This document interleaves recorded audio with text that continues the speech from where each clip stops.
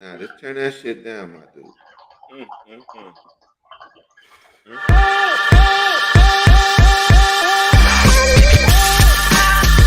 Yeah. Man, I gained 10 pounds eating the red and the green M&Ms, bro. So quick I'll chop it up today. How you brothers been for the week, man? Oh, we've been good, man. We've been good. Good. Yeah. We can't ignore the ratings. I mean, this light skin thing is working for me and I Derek. heard You it. know what I'm saying? It's more market. Where do we start?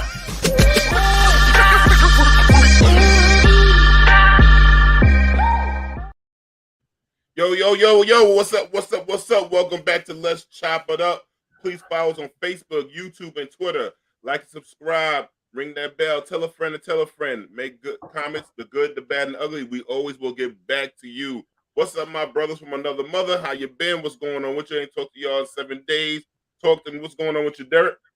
Hey man, I'm all good right here, man. You know, the last 7 days have been up and down. I'm enjoying the weather today. You know what I mean?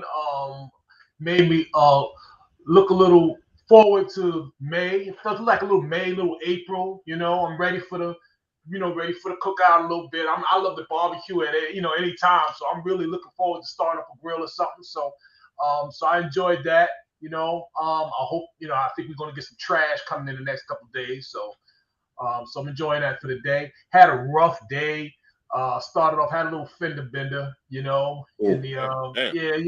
just, at the job, in the parking lot, company car, not too cool, whole 9 yards. So wasn't too bad, just more like swapping dirt, just kind of, set up a bad beginning for the day. It was early this morning.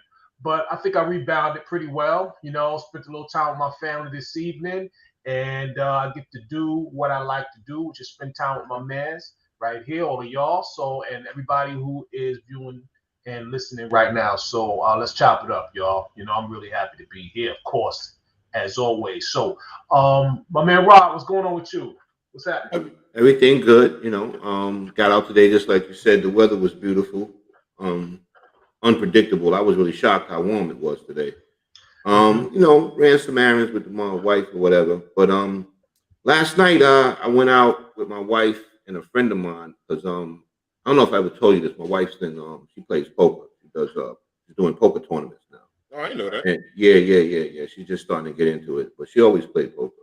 But last night it was pretty good to watch them play, and the two of them got down to the final four of all the poker players that were there. And my friend Johnny, shout out to Johnny, he got down to second place. Samantha took fourth and he took second.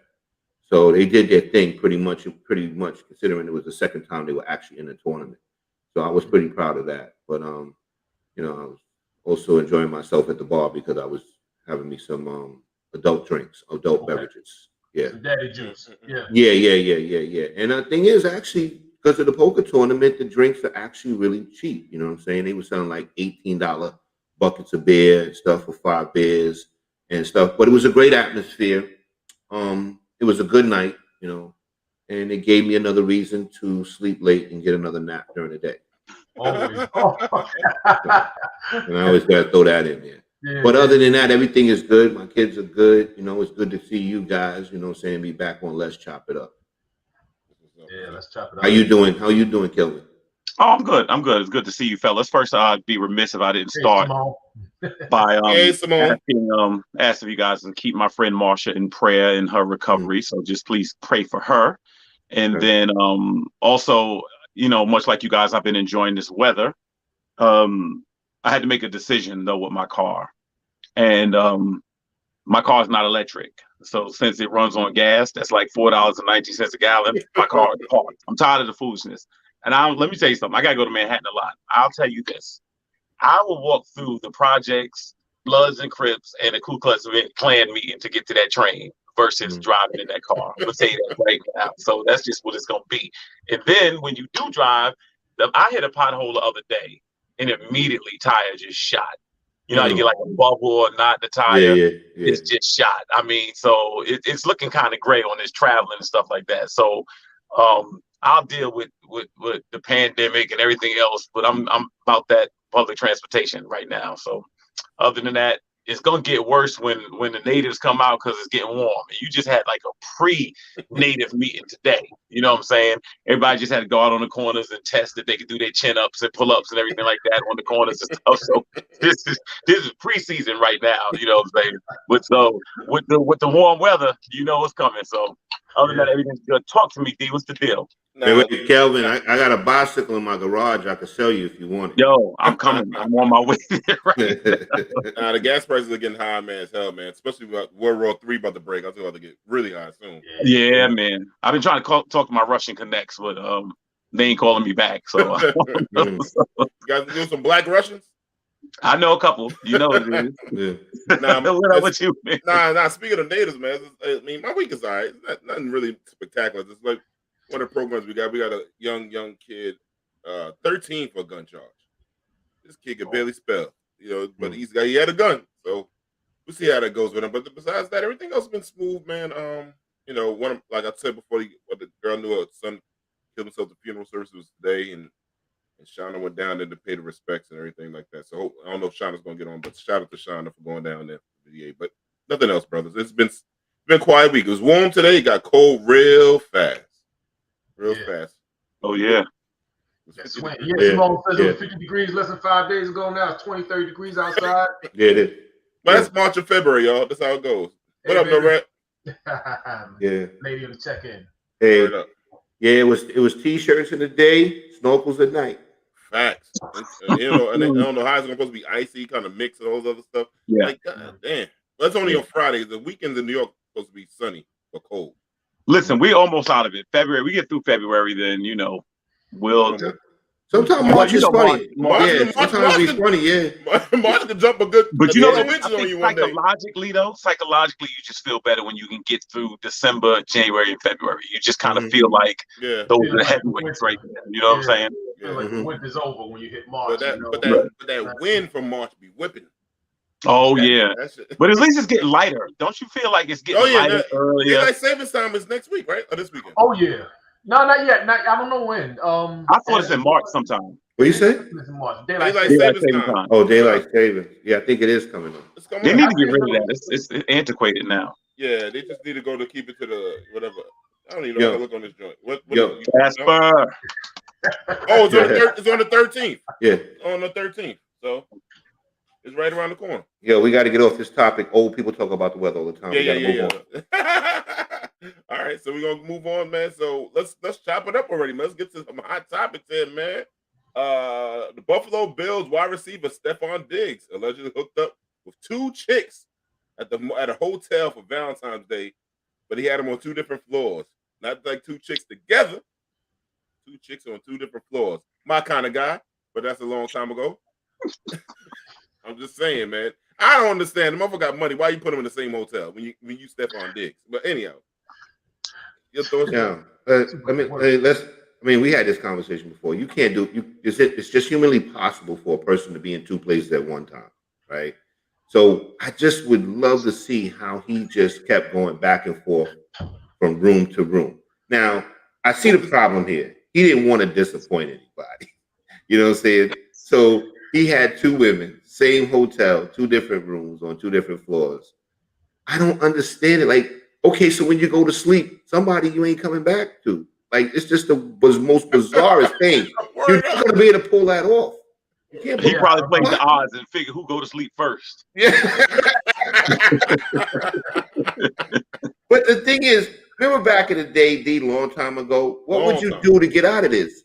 You would break up with one of them. Yeah. You know what I'm saying? That's around Valentine's Day. That's how guys used to do it. Yeah. Start an argument over some bullshit. And then you would break up with one of them. Yeah. So you could, because you can't be in two places. You know what I'm saying?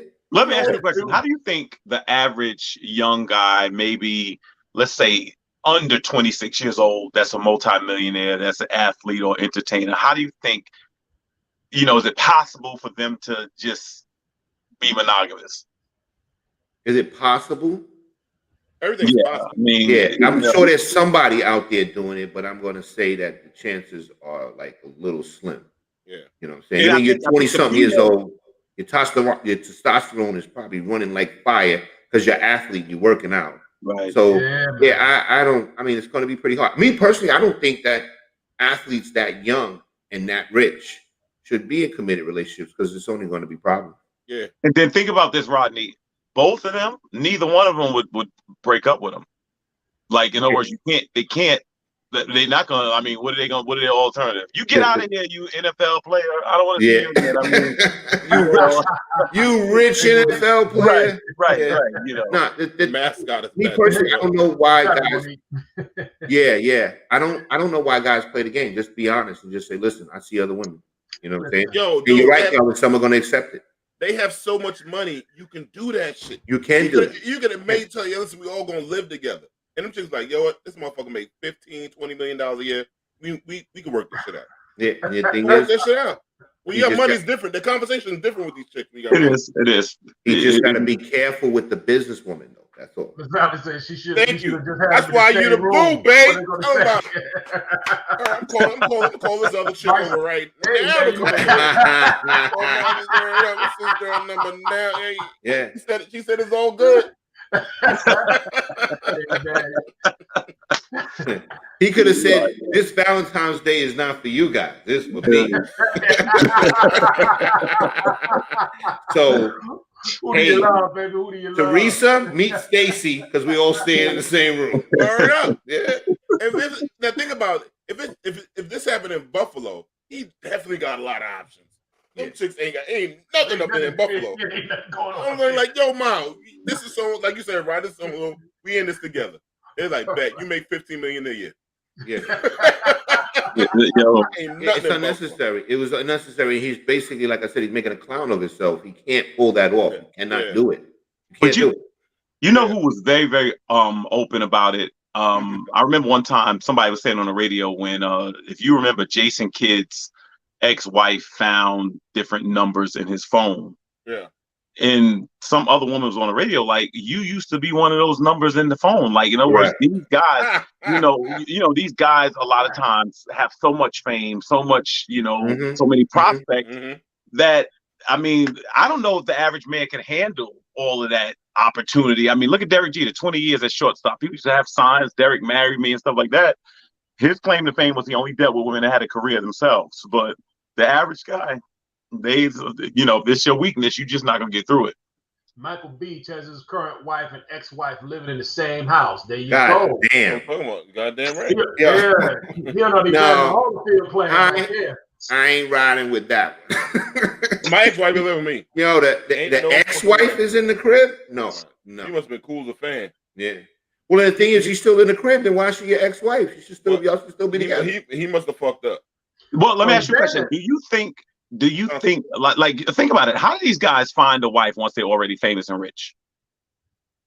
Because if you look at somebody like LL and stuff like that, they went back to the junior high school sweetheart that knew them before they was famous. Mm-hmm. There's some value in that with a lot of people. At least this person definitely didn't come for the money and fame because I didn't have the money and the fame. When you have the money and fame, doesn't it always make you think, there's a part of this, based on, she knows what I do. She knows. That's why supposedly Eddie Murphy came up with the script for Coming to America, saying, how could you find somebody that doesn't know who you actually are as far as your worth?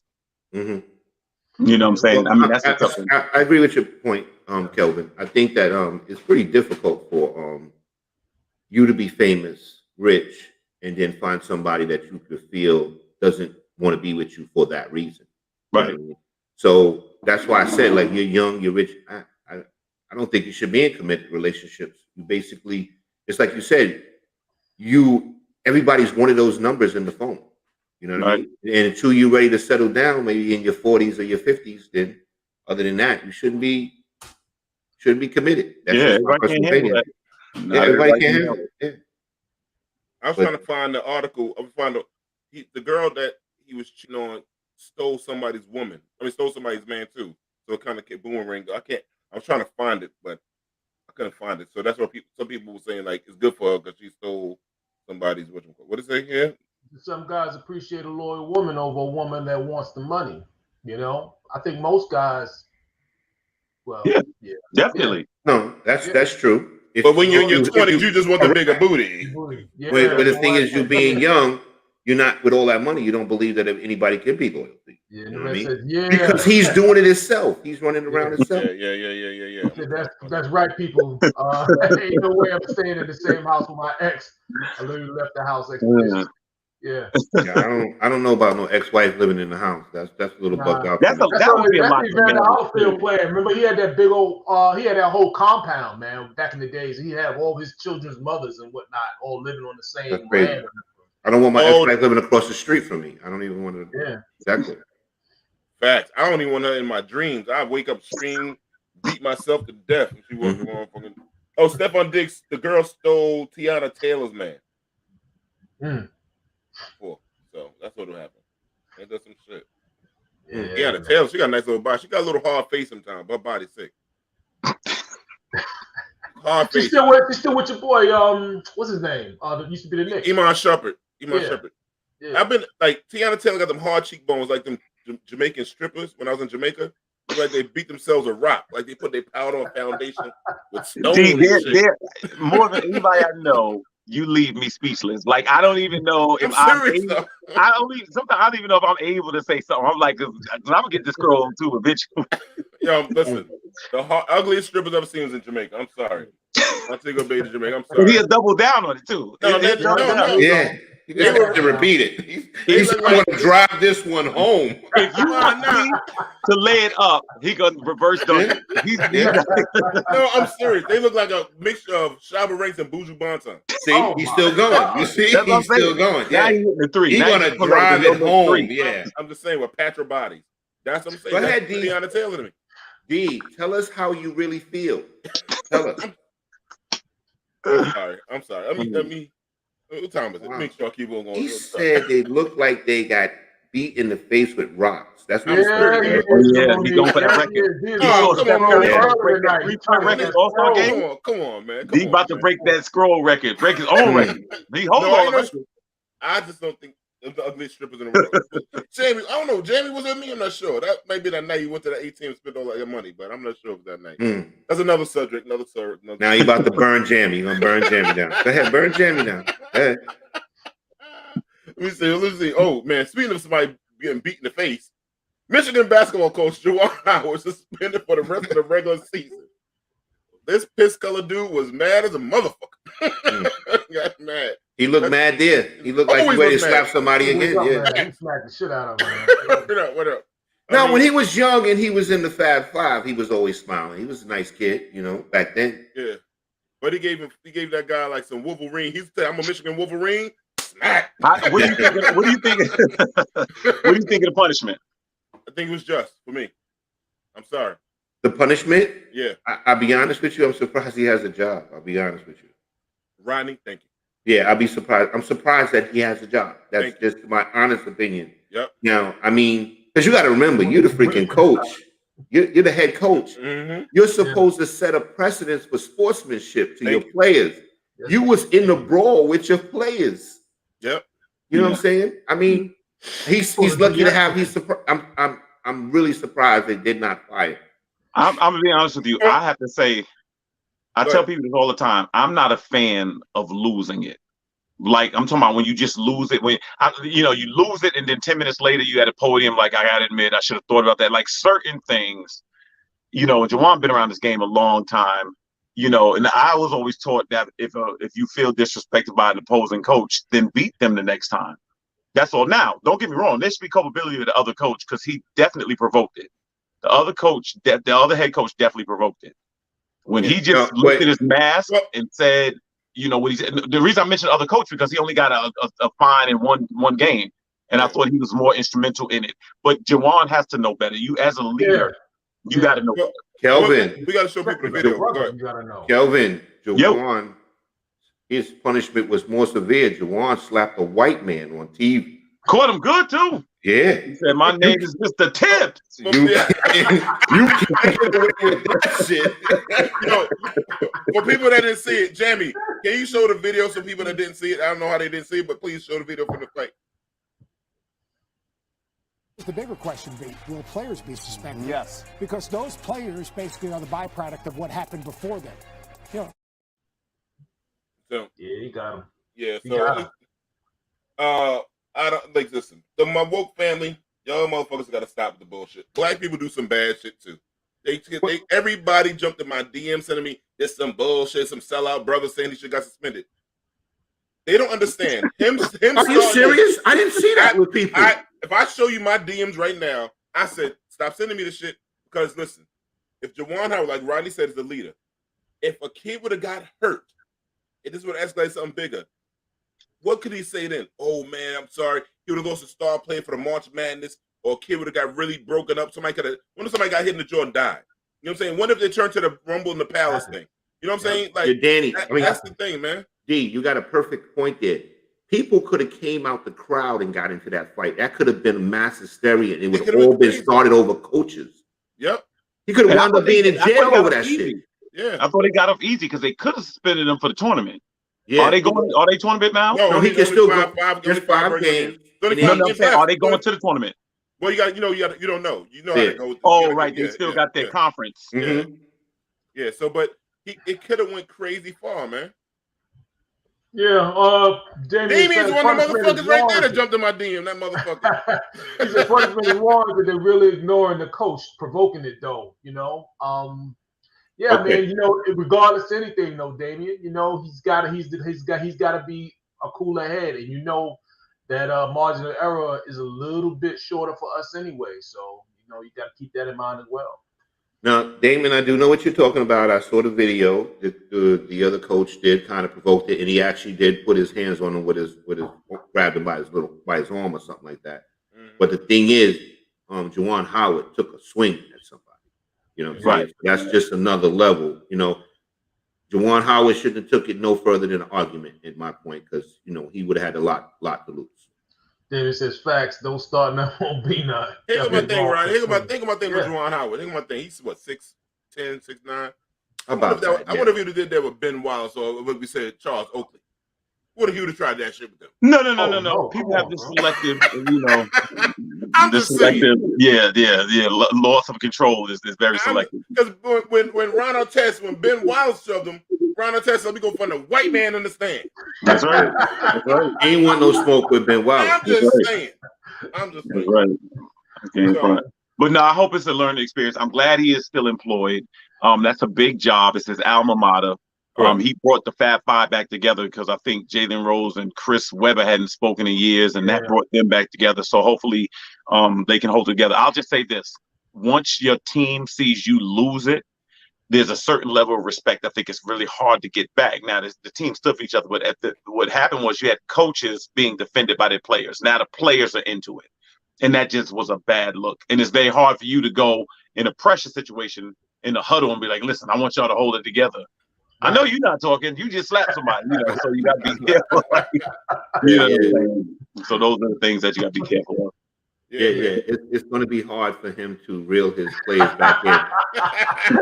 Ben Wallace looked like he can't do it with his teeth. Ben Wallace was playing no joke. That was a wild boy. I miss when they had enforcers. We just talking about that earlier, man.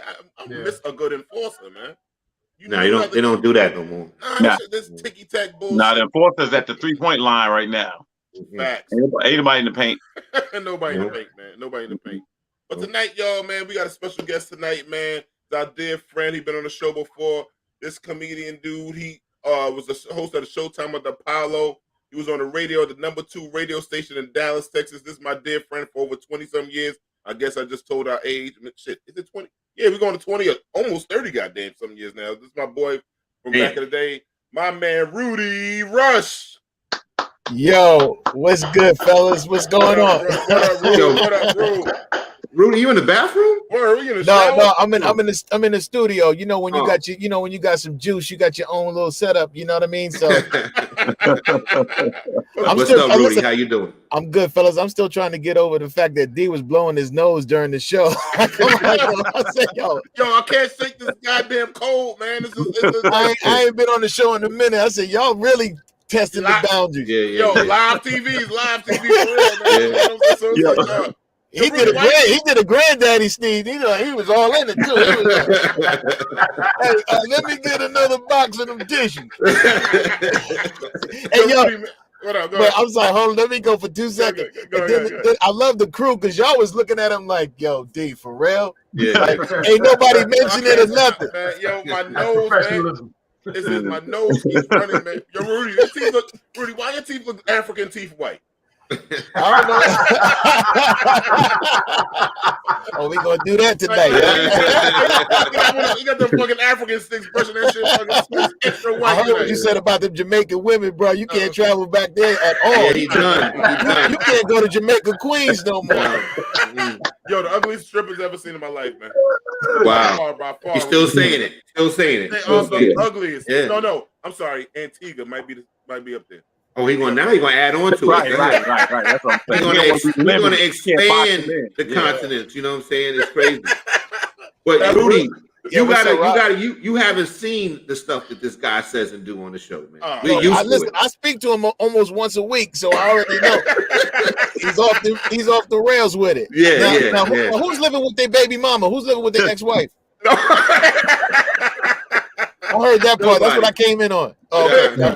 That was none of us. No, I could never do it. I can't live with none of my exes. If I did, everything would taste funny to them. They'd be like, "That's how it's cooked. That's how it's cooked." Swallow it all. Poison your ass. Man, Rudy, man. So listen, Rudy, man, it's Black History Month, man. We want to get your perspective on Black comedians and the history of comedians and Black History Month, all the Black comedians, and how much we played to the game, because I don't think nobody's funnier than Black folks in the world, man. No, I agree. I mean, being a Black comedian, I'm going to say that we just bring a different flair, almost like the food. Like white people make good food, but Black people just go in when it comes to food. And I think the same thing applies to comedy because we require so much from each other. Like on a Black show, you got to be funny. I make sure my first joke is funny so I can establish somewhat of a beachfront, meaning like it's a security blanket to establish. You got to establish with Black folks you funny. White people, you could talk and then 15 minutes in, like, oh, this guy's hilarious. This guy's really got something. Like they give you a minute to build. Black audiences, they don't do that, so that doesn't mean that Black comics are funny. It's just the criteria is different, which means sometimes when you put us on shows together, it doesn't match up. And Black guys, they use so much energy that we tend to seem like we're funnier. And I will say, like, I think a lot of our jokes, because we can relate to them, are funnier to us. So it's different. So when you work a white crowd, is a different kind of, you teeter your show a little bit or what? So I'm about to put it out there. I'm one of the best. So I'm one of the few comics, Black and white. I do both. So my jokes come from a Black perspective. I don't, I have white friends, but I never lived in a white world other than corporate America.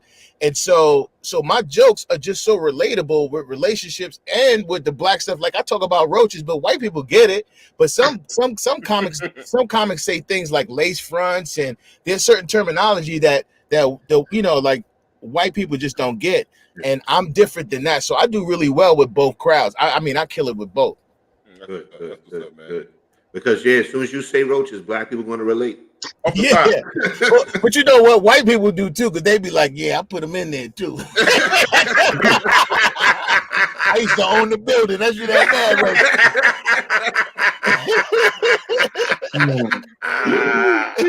Oh man, Rude. So it's Black History Month. Like, who's your top, like, to you comedians of all time? If you get like that, or you would love to see which was still around. My favorite of all. Tour with, who would you love to go on tour with too? Oh my gosh! So there's two guys, Eddie Murphy and Martin Lawrence, and it may be because I came up during that era. But even to this day, when you look back at when people talk about the GOAT, like the movies now, movies cost like $25 to get in there. So when they say the box office is 18 million, well, guess what? Back in the days, it was $5 to get in there if you did side by side. So I think if Eddie Murphy had went on a world tour like Kevin, he would have done a million times more, just because he was just that good in everything, acting, stand up, television, everything he did. Even he put out a song on some Jamie Foxx stuff, even though he clowned at Party All the Time, was like a hit. Yeah. You know what I'm saying? It was popular. Yeah. It was just what he embodied, and he had everybody going to school the next day reciting his all his monologues and his jokes. Goonie Google. Like, some people, you can't remember any of their jokes. They're funny, but some comics today. Phase on. Yeah. Yeah, you don't remember many jokes and that's one thing I love about, and I'm sorry to keep going back on myself, but when people leave my show, they'll repeat something I said, like, yo, man, that blanket joint was crazy, or the Thundercat chick with the, like, I love that stuff because that's the stuff people take and carry. So Eddie Murphy and Martin Lawrence, because of the Martin show and the fact that when he hosted Def Jam, he was really the host that Black America needed. Comics needed him because he was just so fluid and so funny. It was just a great experience. People actually, to this day, I don't know if anybody stayed. Remember, we all stayed at home until after 12 o'clock, and then we went out after Def Jam. Def Jam was coming on at 12 o'clock, and we stayed in the house, and then we went to Bentley's. Then we went to the club. Right. Martin had us sitting there waiting and watching. So I've never seen anything like those two gentlemen before, and I've got some colleagues that are funny as hell. I'll go pay to see him, and if we know somebody in town, we'll go see him. But to that extent, I don't think anybody, and I love Richard Pryor, but I had to go back and look. Rich was dope for the fact that he told the truth, and he was really funny. He got some of the funniest jokes. But for me, Eddie Murphy, Martin Lawrence. So do you feel that the comedians get the same respect as white comedians in the history? No. The history of comedy? Hell no.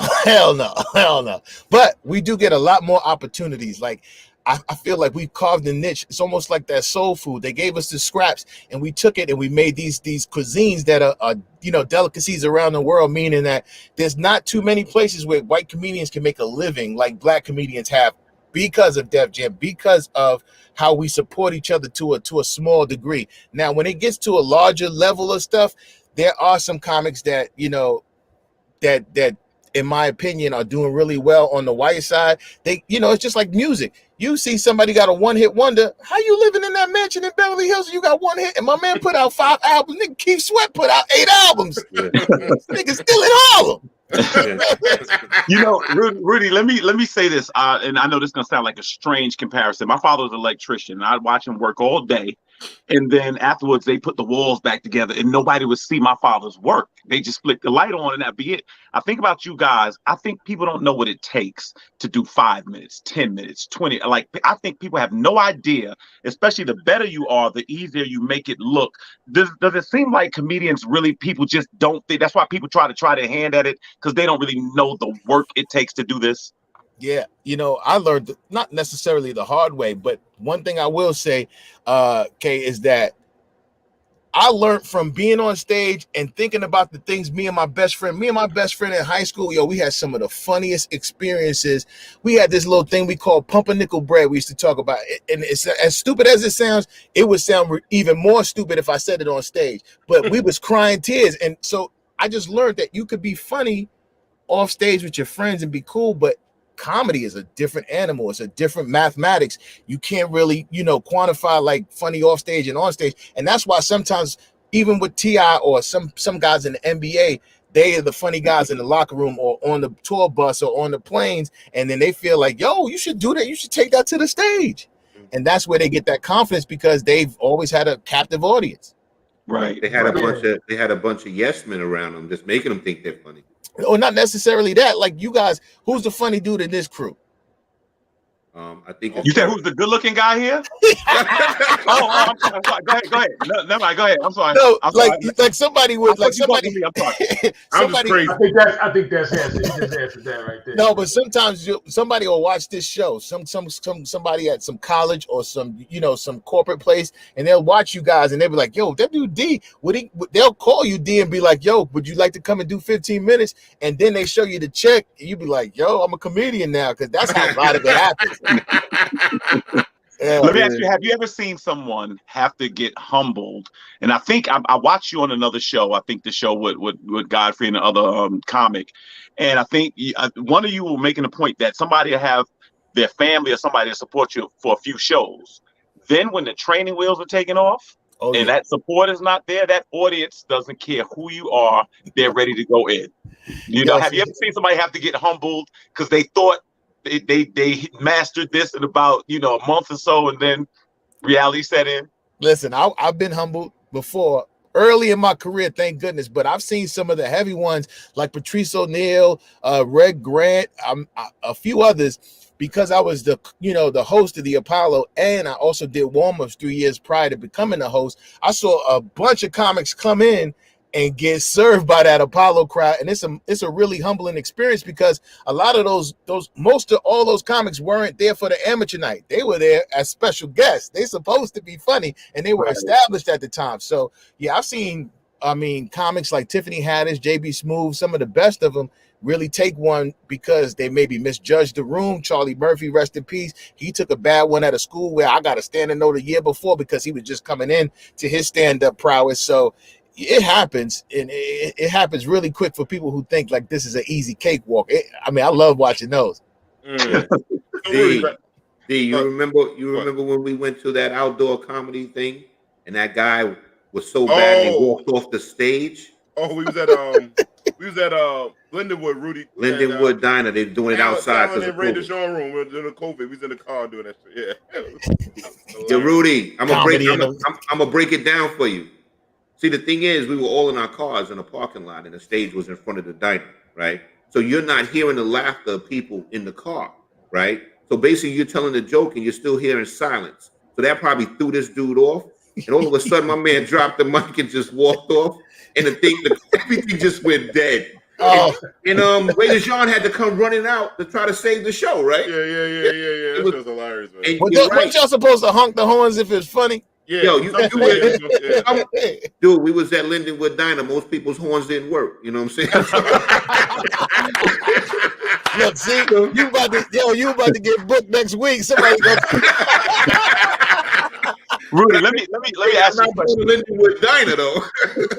When I've been working in ministry for 30 years, so I've had to stand in front of crowds and people, but it's churches, congregations, it's different. Yeah. And when I see someone young that's starting in ministry, especially when it comes to preaching, when they get nervous, the first thing they do is they speed up.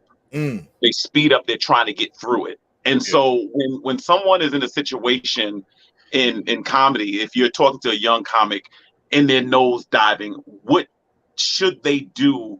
Do they walk off the stage? Do they try to? Because I guess some audiences won't let you back up. So what do? Or does it vary?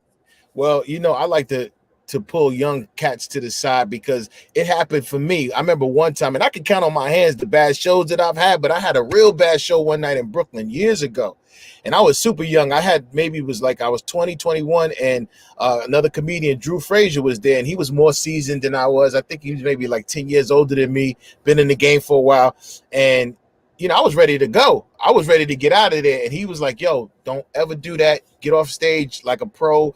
Get off stage and just congregate with the people because they don't know that you messed up that bad. They're not even going to remember that you had that bad of a night. And sometimes people do remember it, even when you get better. They're like, yo, that's the dude we booed. but for the most part, he just helped me carry myself like a professional. And I never thought I would fail again. And I really kind of didn't since then because I always felt like I had the confidence level. Like I'm here for a reason. So I would tell a young dude, take it easy, take a deep breath. I would give them some pointers here and there. Tell them to establish themselves like I do sometimes if they don't have a place to go. So I just try to help out in that way because a lot of comics helped me. They were I was very fortunate to have comics who actually looked out for me. Yo, Rudy, let me ask you something. The theme of Black History Month. If Martin Luther King was around now and saw the jokes that a lot of comedians are doing right now, do you think he I realize my dream is true or turn to a nightmare? What would you think Martin would say right now? He'd be like, Coretta, get your ass up. This is some bullshit. What the hell happened when I was sleeping? Telling jokes about baby mamas and taking off this PPP loan. Goodness gracious. No, I think even back then when he was doing speeches and traveling and doing things for civil rights, there was some smoke screeny kind of stuff then, which still exists now. I think we as people have come a very far, even as you guys talked about in the Juwan Howard piece, with his indiscretion hitting the other coach. But like you said, we joke about it, but really, maybe 20 years ago, a black dude hitting a white dude on TV, he would have been out of there. But I think with the money involved with Jordan and he are really good friends, Jordan Brand is with the school. They kind of broke it down as to why he probably wasn't in normal cases because of his profile wasn't fired. But yeah, I do feel like, Martin Luther King, there's some great strides that have been made, especially with comics being able to voice their opinion. Dave Chappelle is a shining example of fighting the system and pretty much winning. So I think he would be proud of that. Okay. I wanted to know, and I hope I asked this the right way. When I think of female comedians and female rappers, I feel like a lot of them are either pushed or feel a need to kind of be a little more raunchy. I used to see that, especially during like the Def Jam days or comedy. It just seemed like the female, I don't know if that was done intentionally to try to get noticed in a field that's dominated by men. But have you seen that, or am I perceiving that wrong? Because I used to see a lot of females, it was almost like the thing is to have the courage to go out here and just go hard for the audacity. Yeah. Versus just some of the clever stuff like that. And I hope that doesn't sound disrespectful to females. Comics. I'm gonna try to break it down the best I can as we think about comedy. Comedy is a sophomoric, silly genre. It means like everything, even death, you could take light of. You know what I mean? Right. And women don't have that component in them necessarily. Normally they're nurturers. They'll tell you to stop playing. I've never heard some dude like, come on, stop playing. Everything's not funny. Guys be like, yo, that was crazy. You know what I mean? So that's what people don't put that mathematics in it when they think about it, because that's why women are not received as funny, because really comedy is a male dominated situation. Like we always clowning. I mean, you could walk in and see a dirty bathroom and be like, yo, everything is funny. Your kid could fall down the stairs, even though you dying inside. You like, damn, that was funny. Like women don't see things funny. So when you flip it and they're the ones telling the jokes, it's almost like we don't believe it. Like, really? So they got to go hard like we do to really like grab people's attention. And one of the best people I've seen do it without being so raunchy, but they were in the beginning because they had to fit in and get in, is someone like Samore and Monique and them. But Samore is someone who can hang with the guys, man. She's one of those girls that you could pick up on your team the first and second, and she's gonna bust a dude behind on the court because she put in the work. No, you and Samore did work at I want to saw you at Caroline's.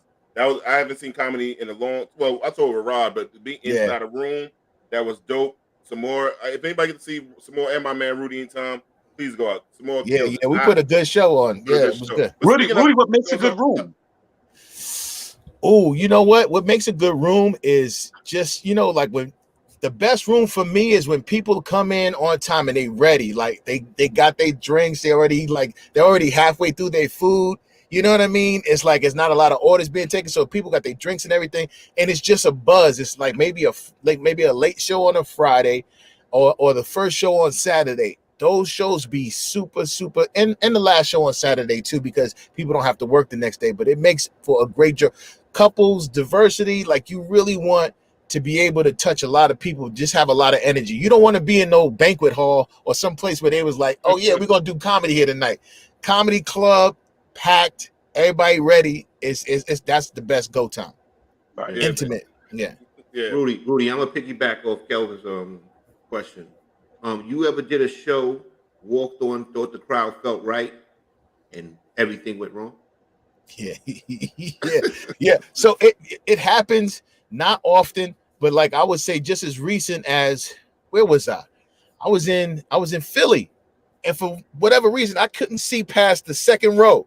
It was totally dark, and I didn't go look at the room, which I normally do before the show, but we got in late, so I had to go right on stage, and it felt like nobody was laughing. So I had to like kick it up a notch, and then I started hearing a couple of chuckles from the back, so I was like, I really wasn't laughing back then, So I just had to adjust, because the energy I came out with, maybe I should have came out with a different type of energy. I just felt funny, almost like that dude at Linden Diner. He couldn't hear the laughter. I couldn't feel the people. And normally I could, because I walk out there, I walk through the crowd real quick. So yeah, that was the time that just happened recently. So yeah, you just got to adjust. You got to take a deep breath and don't panic, because you could really panic quick and then it'll go downhill from there. Hey, Jamie, can you go to some of the comments, man? Just want to make sure we get some of the people in the chat. They said, B. Brad, what up, bro? BT is the worst thing I've ever seen in my life. Ready, get your ass up.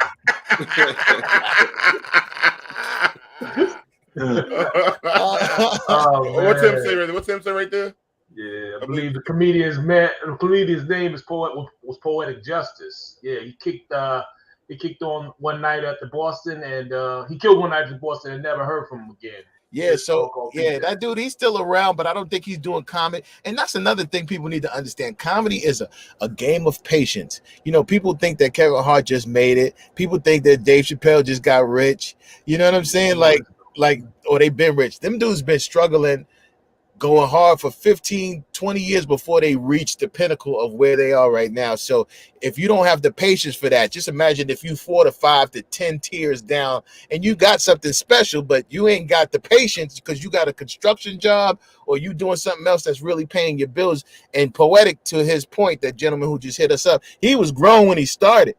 So he was a grown man with us. He was like 30 something, 40. And we was like, where you going? I got kids. I got to be, I got. Yo, Rudy, let me ask you something. Like, y'all speaking on female comedians.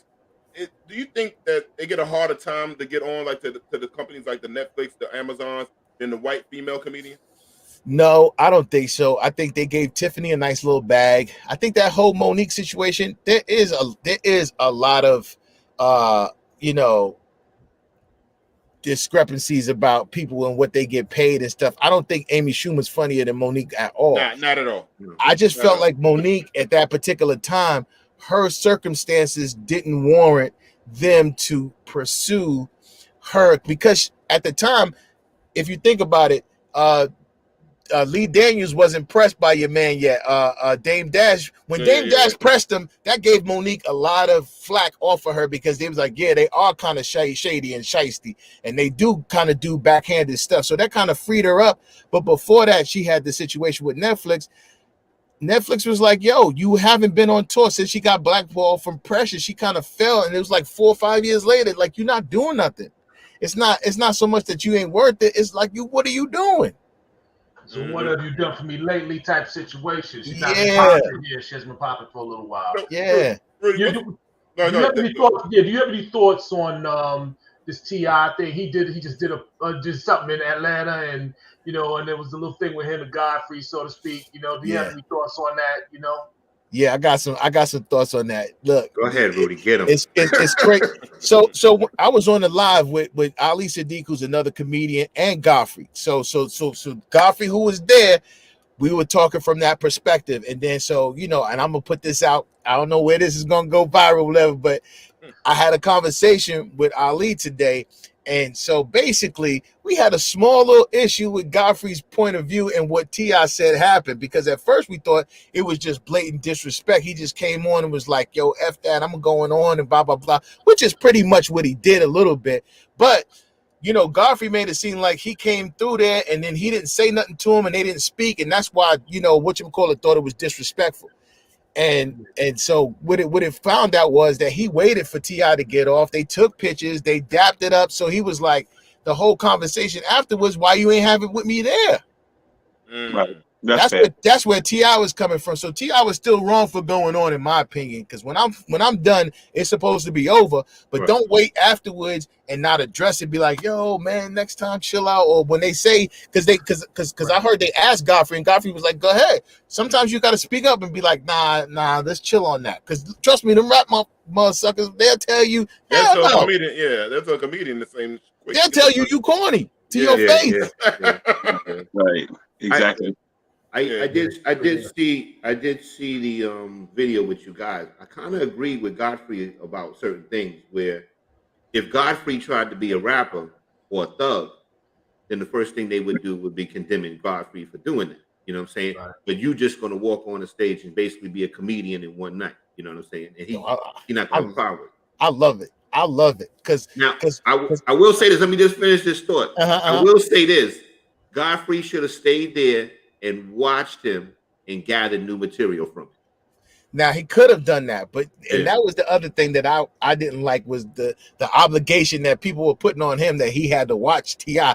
Watch him do what? Yeah, watch him do what. But like I said, just get some new material off his ass. You know what I'm saying? Yeah. People always say that. That's one thing comics hate is being in situations where people think that they're going to get new material from it. It's just a waste of his 15, 20 minutes to watch this dude say 18 big words and be done. I pontificate and quantify that this expeditiously. I'm like, man. Well, see, you know what, Rudy, I'm going to tell you something. First of all, I think T.I. a lot of times will misspeak about things. Like, for instance, this idea like, I'm not a comedian, I'm a superstar. There are comedians that are superstars, first of all. That's the other thing. The other thing is that this is something I resent. And I hate this because there's one comedian that's on the circuit, he does it a lot. I don't tell jokes. I just talk about my life. I don't want to hear about your life. I want to hear it in the context of jokes. That's what it is. In other words, I get to talk about my life, and some stuff in my life is funny, but that's not what it comes. You know what I'm saying? What I give you guys credit for is this. When I used to go like to the Laugh Lounge in Manhattan and stuff like that, I would see these guys outside before a show. And they sitting there looking like, you know, they tired or they at work or whatever. When that red light comes on, something happens and just the comic comes out of you. To me, that's the comedian. I don't care what's going on in your personal life. I don't care if you're having a bad day. When you get on that stage, you entertain those people on cue. And that's what the rest of us can't do. You know what I'm saying? Absolutely. And I agree. So like, you know, like I would have watched because I want to see the train wreck. like after I finish, I want to see what the hell you gonna do. I'll see what you gonna pull out your bag. You gonna have to do a song, nigga. After I finish. Yo, I will add to you, Kelvin. The thing is, like, when the light turns on, a lot of comedians have to go. But I will pay Rudy a compliment. I've been on the phone and FaceTime with Rudy, with me and D and him. And he's still funny. He's always funny. Every conversation. No, he's always being a comedian. You know what I'm saying? So the thing is, like, he's constantly in his craft all the time. Right. And that's why I say, yo, Rudy is tight with his shit. You know what I'm saying? And that's the word. He's always in craft, you know? People don't recognize it as a craft. To me, the way I see it is, and I have a lot of respect for comedians. The way I see it is that stage is sacred. So they don't like, and I can't speak for you, Rudy, but I think comedians don't like that you come up here like this as a hobby, either be in it or not. And I think you made a point, like, if you're not going to be serious about it, then go to an open mic. Then go to something where people are amateurs. But if you're going to get on a bill with professional, seasoned comedians, you really didn't earn that right. No. You know what I mean? You're the Jake Paul of comedy. Like, you're just creating a platform for yourself to get in it. And I don't think that's right. To me, to get there, there's a lot of people that have paid a lot of money to come and see these professional comics, and you get on stage because you're a superstar in your estimation, by the way. I mean the reality, because for me, Michael Jackson is a superstar. Beyonce is a superstar. You know what I mean? Like, you all right, bro. We use some of this a little loosely, you know what I'm saying? We let you get away with that King of the South. We let you get away with the King of the South. Right. Stop pushing it. Look at Brad Rowe right there, man. He said Rudy's underrated. But let me tell you, look at Brad Rowe for you, right? Look at Brad Rowe for you, Rudy. Check him out. Rudy's underrated. That water pressure joke was hilarious. My man, I'm telling you, that's real. And that's what people, I'm telling you, that's what people love. That when I say certain things, like, I got a joke about my homeboy putting a blanket on me, and I'm like, that shit is hilarious. Son. And women be like, hilarious. What? That's nice. And dudes be like, yo, where the fuck that blanket come from, bro? Like, it's just you and your man in the house. And it's funny, Rod, you said it, because I hang out with comics now, like Bill Bellamy. One of the, he's a famous, iconic dude, and so is Bill Burr, and there's a black dude and a white dude. And one thing I like about when I hang out with them, we're always sharing and always creating. Even when we go to lunch, when we go to dinner, write that down, or we watch each other's sets, and it's always a build. You know what I mean? We get some of the funniest jokes just by chilling out. And I used to think, like, damn, we getting up and going to breakfast, or we going to, but it's always a time for comics who have great minds to get together and do that kind of stuff. And them dudes don't know that. They don't know what it takes to really be a really good comic. Samoa's another one. Yeah, Rudy, I want to ask you something. You saw what's my man name? That joined the two brothers, the muscle dudes. I want to talk about, like, the guy that got the Amazon special night right now. What's my boy name? The two brothers. The one that's Diesel, the one that's and the other one. Guy Torrey.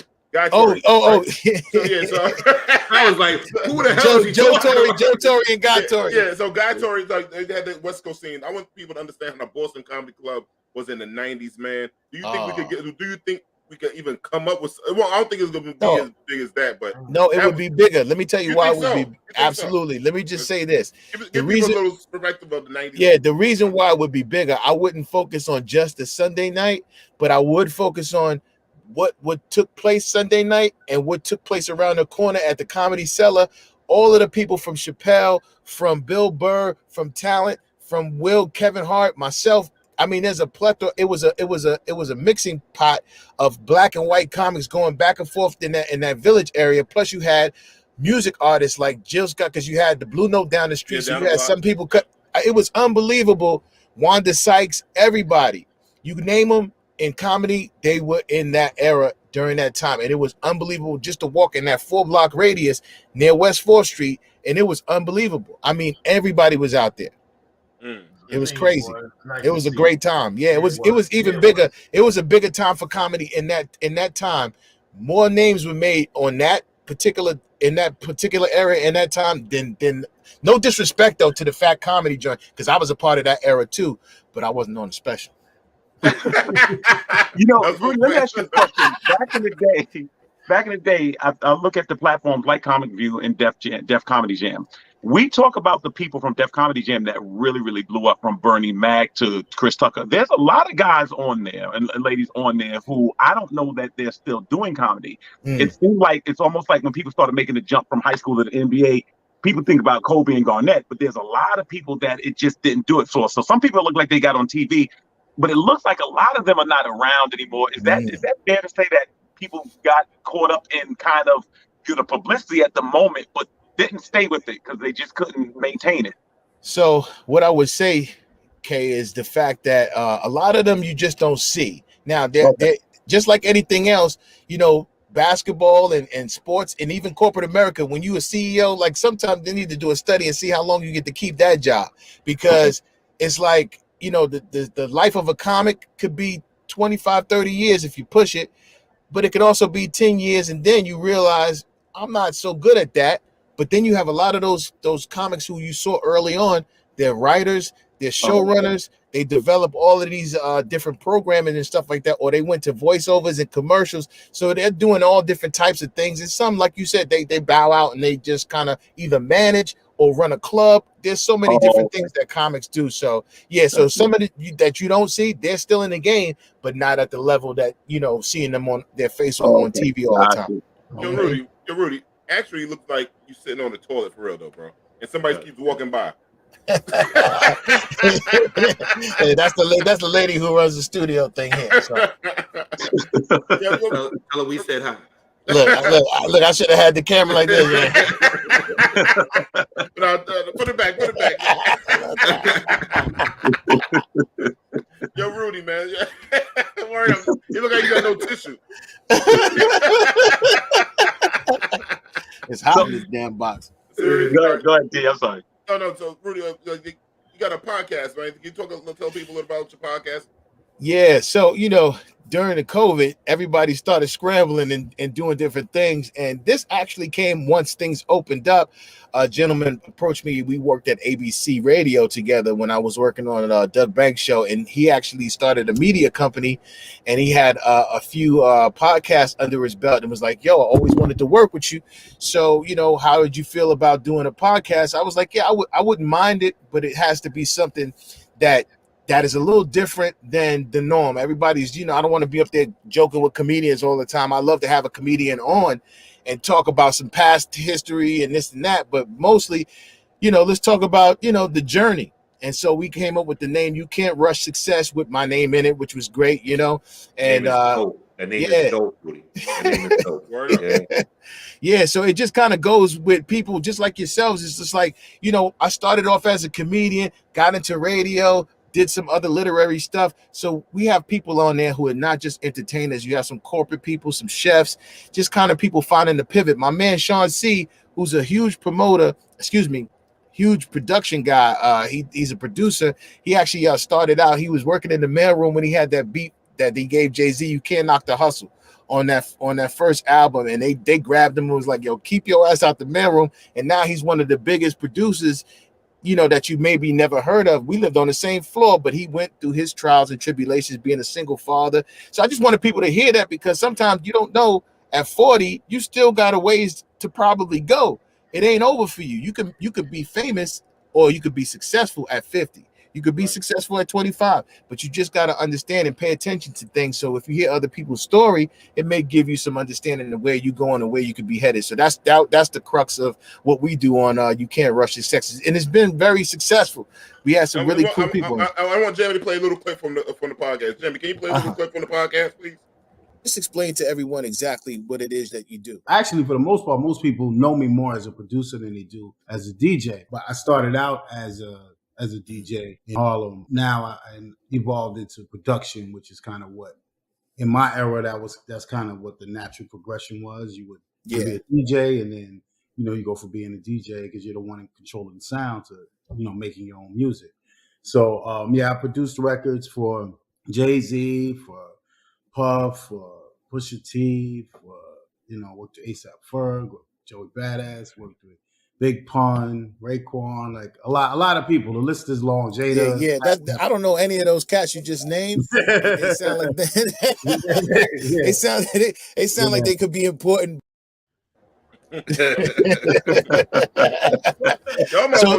Your motherfuckers are the same toothpaste. That motherfucker teeth right too. We used to live he used to live we used to live on the same floor.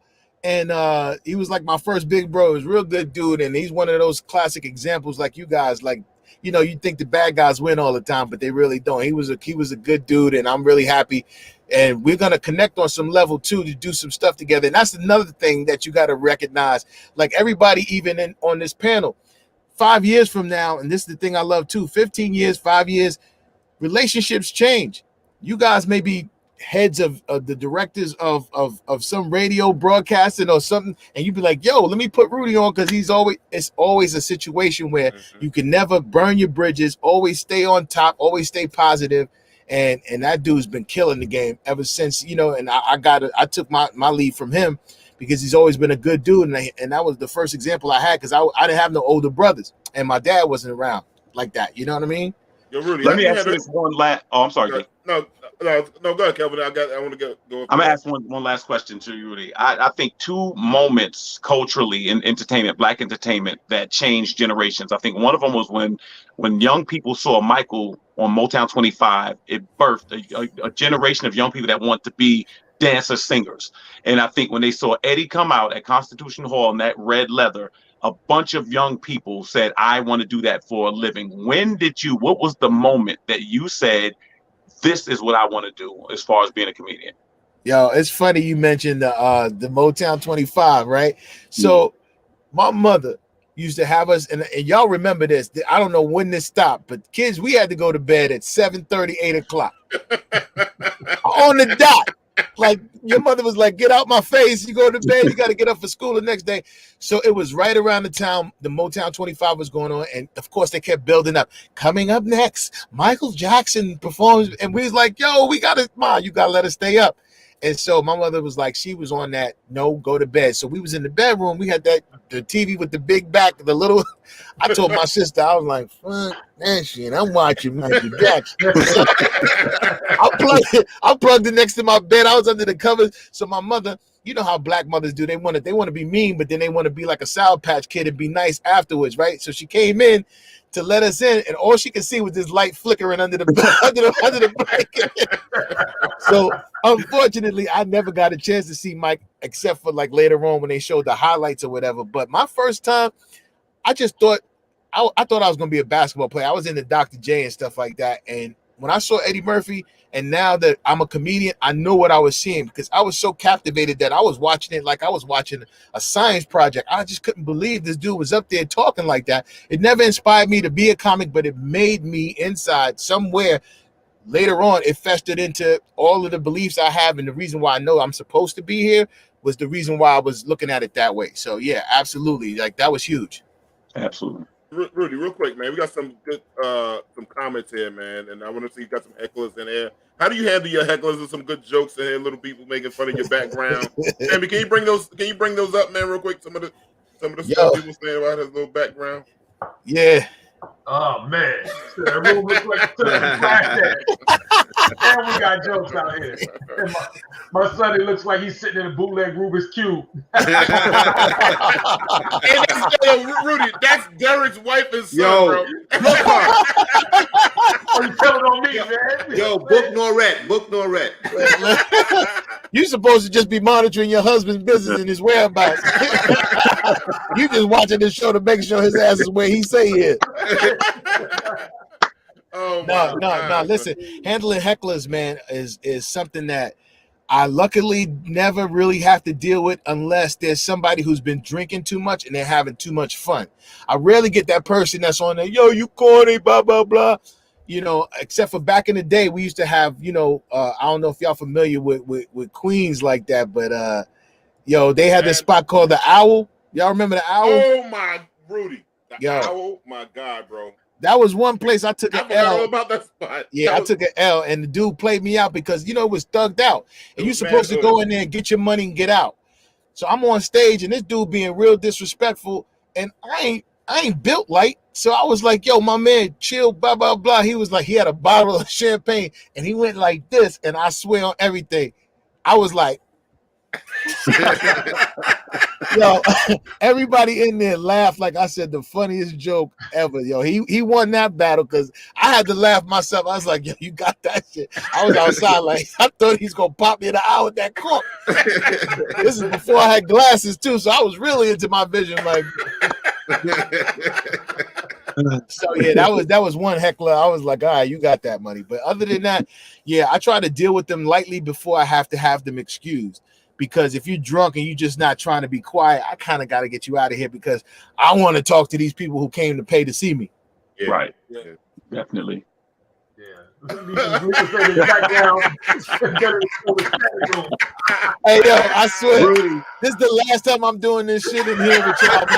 Hey, we got to do Zoom. If we did Zoom, I would have a background. Rudy, I'm telling you, on this show, there's a lot of sex symbol shaming. That's what I get all the time. I'm telling you that right now. That's messed up, yo. That's messed up. Yo, Brad said, Sammy, can you bring up Brad's last comment? That's so true. And the funny part, I'm trying to be professional. Like, they gonna love this shit right here. Brad said, Boston Comedy Club on Sunday nights in the 90s, hosted by some of the funniest people I've ever seen. And I was downstairs taping at the Bag It In, if y'all don't remember that fly. That's right. Wow. That's right. That's where all the magic happened. That's where I had like 10 girlfriends. Rudy, all on different floors in the hotel. Yeah.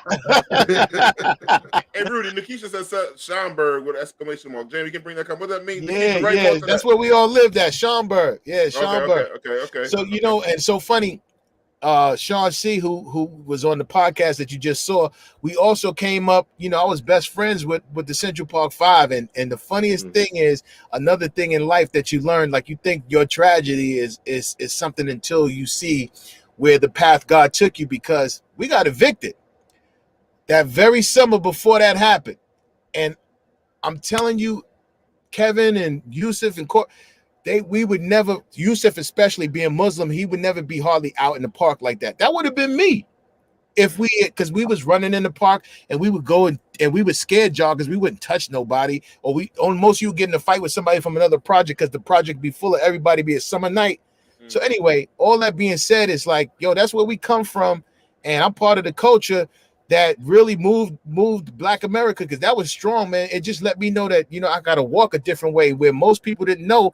They think the police is really good, or they got those boys to confess to those crimes and they didn't do it. Like, how difficult is that for anybody to have you say, yes, I did it, so I can get out of here? That's amazing. So yeah. So we come from that era, and I felt lucky. I felt bad because we got evicted. I thought we was a joke and all this other stuff, and embarrassed. But I dodged a huger bullet than I thought. Word up. Because I ain't trying to listen. I ain't trying to look. I thought about going to jail. My best scenario would be an OG in there, like, yo, let me tell you something, young blood. I got your back. You my celly now. So when you go out there on the yard, tell them OG got your back. Because out there they're gonna rape you, and here it's gonna be consensual. What's up?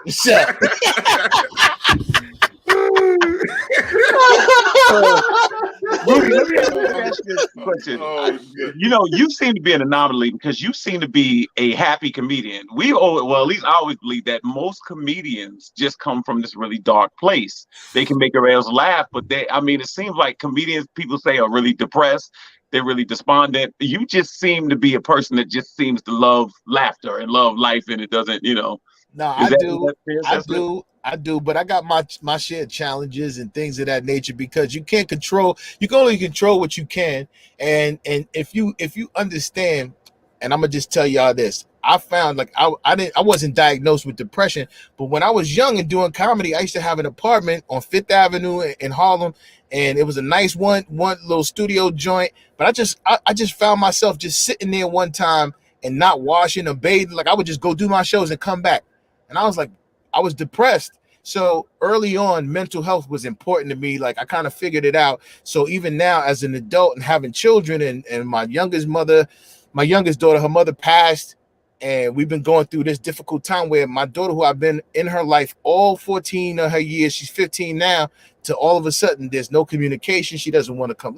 So I go through my trials and tribulations. My youngest daughter's mother think I'm the devil and all this other stuff when I'm just like trying to be a nice guy. So most of what you see now is, I'm being professional. I don't get off of here and go cry somewhere, but at the same time, I do acknowledge that, sometimes it gets sad because like I talk to my daughter every day and I haven't spoken to her in the last year. That's the one person I love the most. I love both my girls, but she's the first love. So it's just tough. So I try to say, listen, time goes by a little faster. So I'm trying to breathe through it. And maybe when it's time to come back into the fold.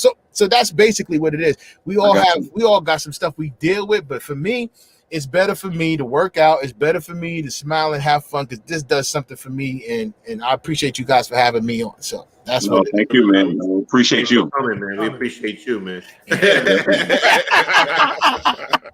Hey, Rudy, ain't no check involved in this. You ain't gonna say all that nice shit. Oh, there's not. My bad. There. Otherwise, we gotta check. You wouldn't be in this bathroom. Give me a bigger space. Or the walls are closing in on you. Hey man, I was trying to not have a ceiling fan and some chips in the background. I was like, all right, Rudy, let me ask my fourth last question. So let me say this. So there was news recently that it looks like Chappelle is taking more of an executive role at Netflix. He's getting specials for, I think, Earthquake, and I think maybe one for Darnell. Yeah. I was a little surprised by the Darnell one. I know that's his guy though, but what do you think about that? I would assume it's going to open some more doors for more comics now that maybe some people didn't think should be showcased that will be now.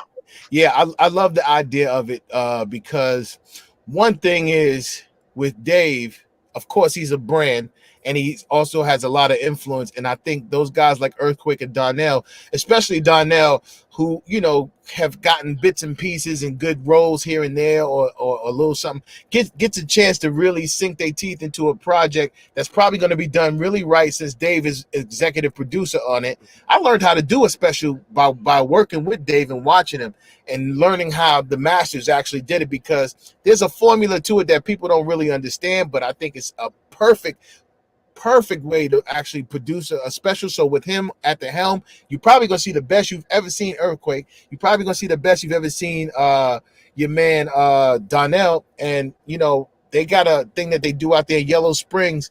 And I ain't gonna tell you I was invited. So I'm just saying, maybe I'm on the list. But no, we go way back. So you never know. So I'm happy that we all are working.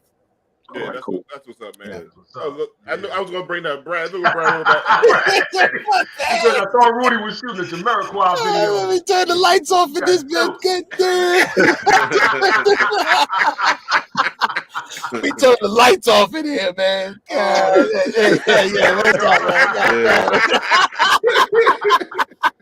Yo, Rudy, your teeth are fucking white, my nigga. Oh man, you gotta get with those Jamaican strippers. They got good teeth. Because they brush their teeth with that African stick. Yeah. Colgate.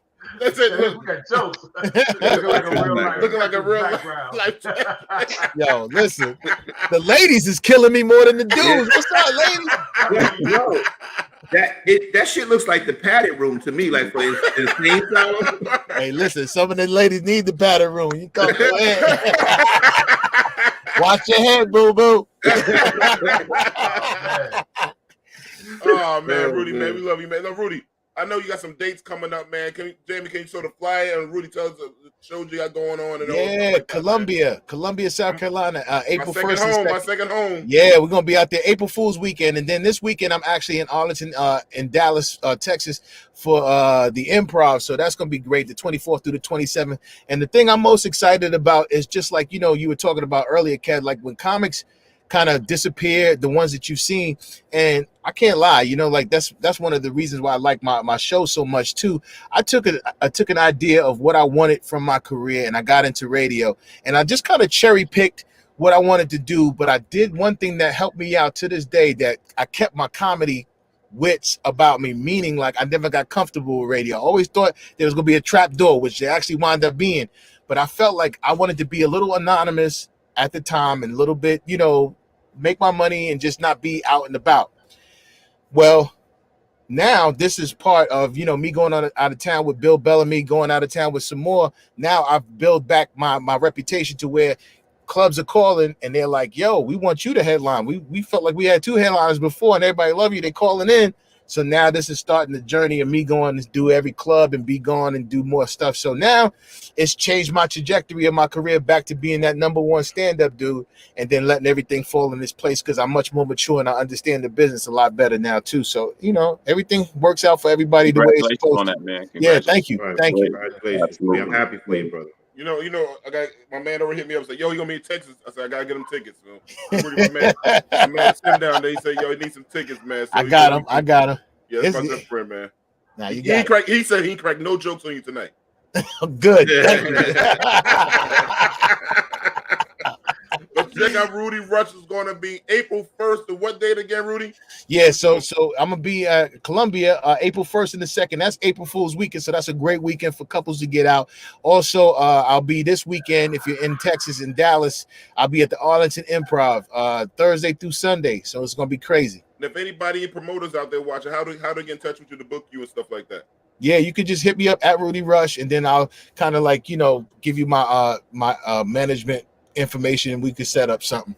So because yesterday's price. This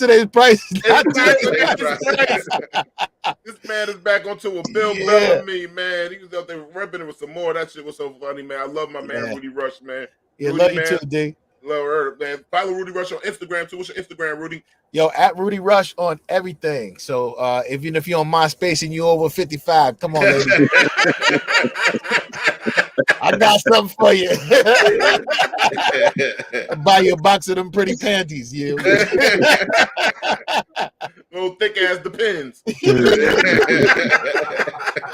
Hey, yo, real talk. I was dating this older lady and she threw him in the trash. I thought she was nasty. I was like, that's filthy. I thought she was a nasty chick. She was like, I got a whole box of them shits.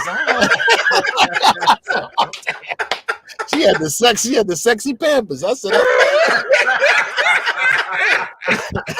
I didn't know they came in a thong. God damn.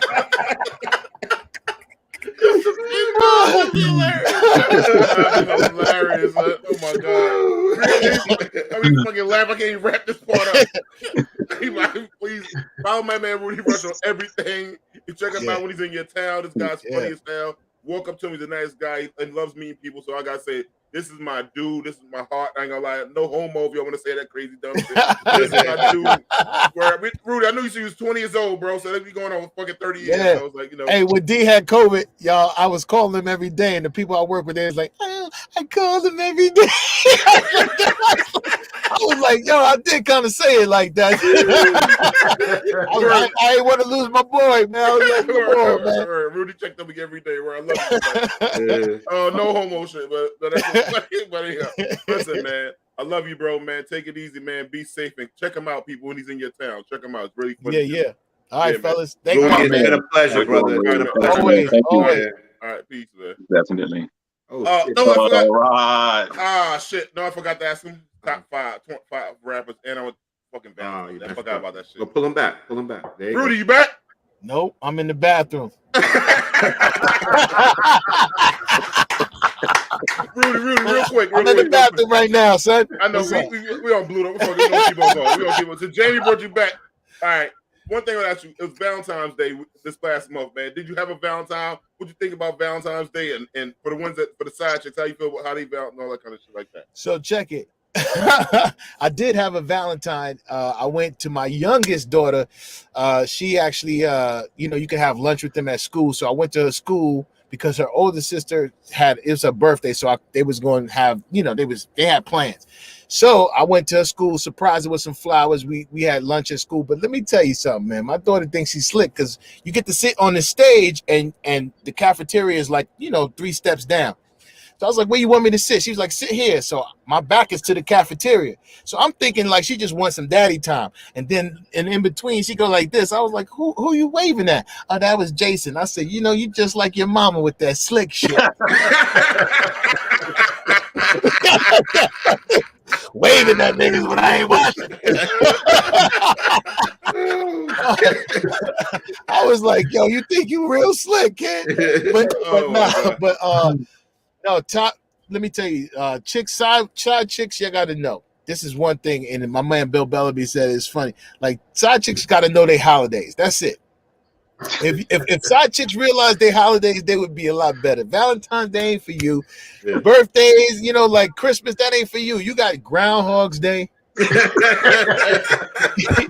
April Fool's Day, President's Day, you might catch a lick. You know what I'm saying? Oh, man. But yeah, just focus on those holidays and you be much better off as a side chick. Yeah. Oh shit, man. That's hilarious, man. All right, man. Real quick, man. Jamie's get on top 5 rappers, man. You got, man, right now. Ooh, quick. Top 5 rappers. You know what? I like Kendrick, but I'm an old head. So I'm gonna put Kendrick at 5. I'm gonna put your man. I like 50. I'm gonna put 50 at 4.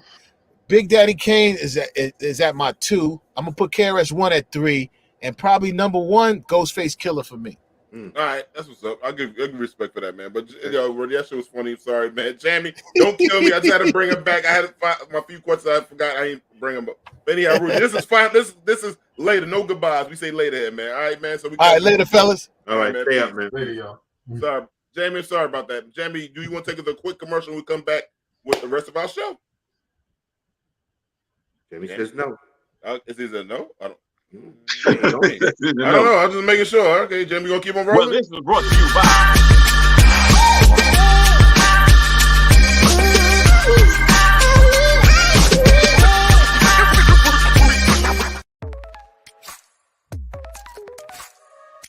Hi, I'm Dawn Kelly, and I'm the founder and CEO of The Nourish Spot, a healthy food and beverage haven in Southeast Jamaica, Queens.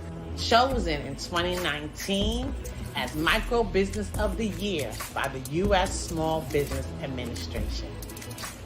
My adult children, Jade and Owen Duncan, and I established the Nourish Spot to provide affordable access to healthy produce, to help our neighbors combat chronic diseases, to provide jobs for a diverse community youth. And it's no secret that small businesses play a critical role in the local economy.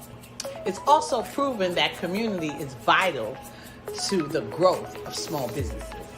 So come, let us nourish you at the Nourish Spot.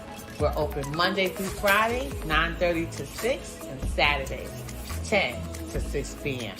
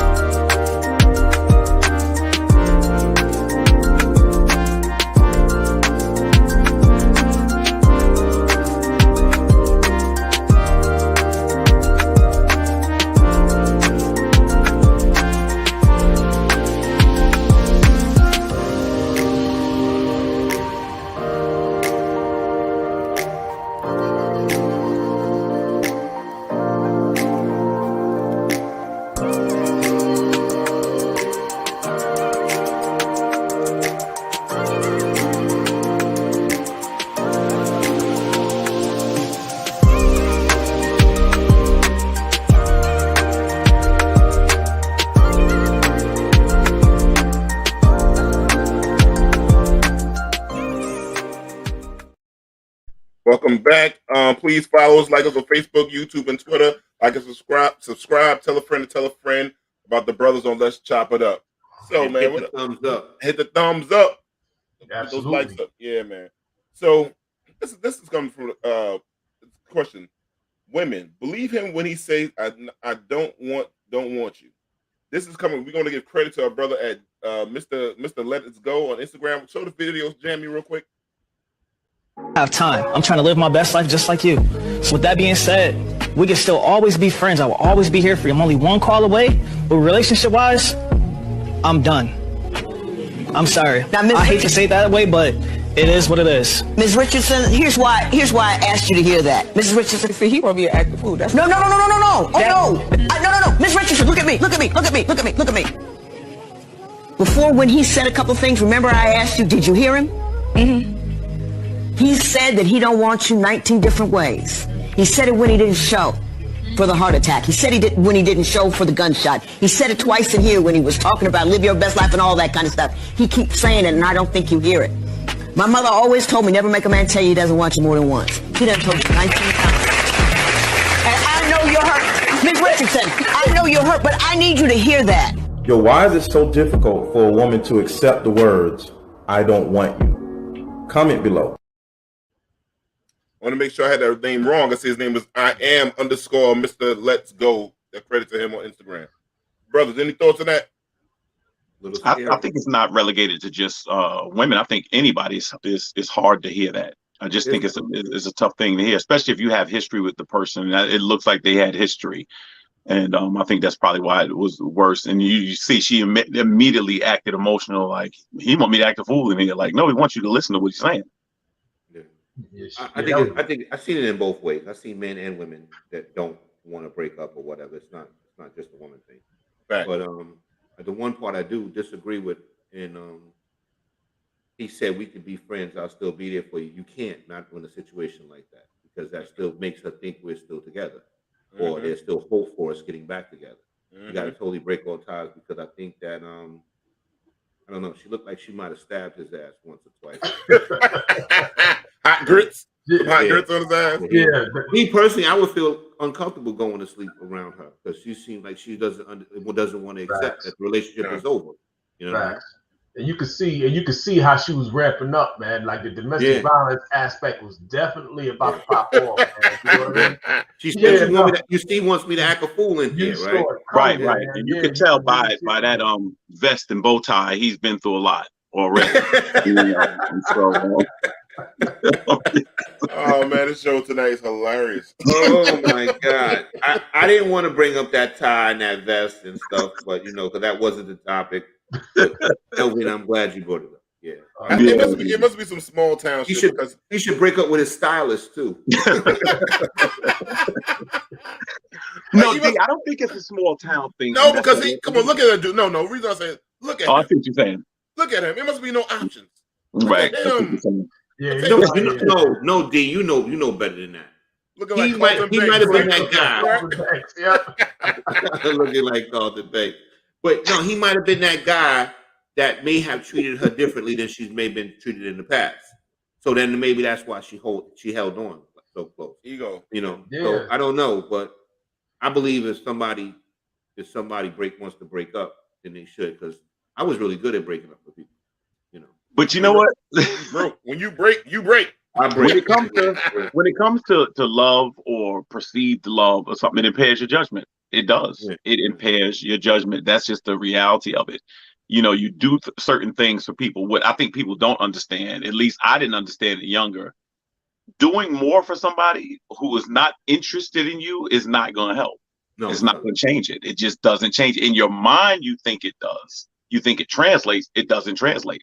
And that's why you see somebody that doesn't do anything for a woman and she can't, stop following after them.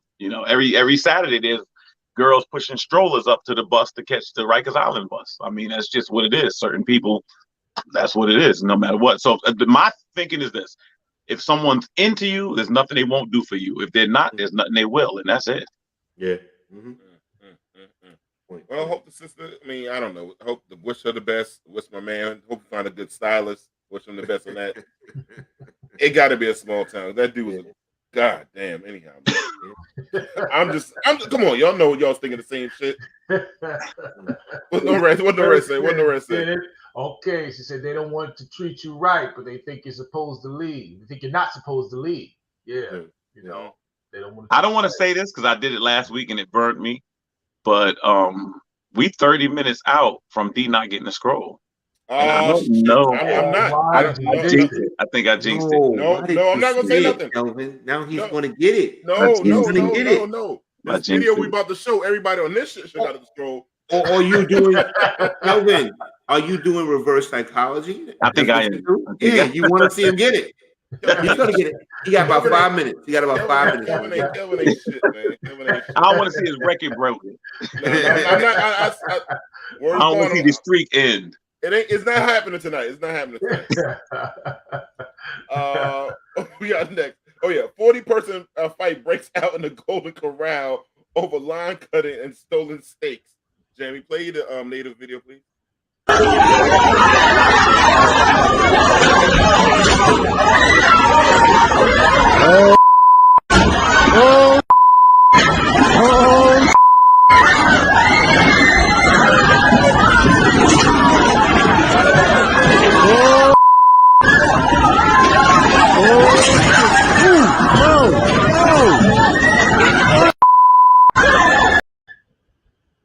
Thank God there were no babies still in that baby chair.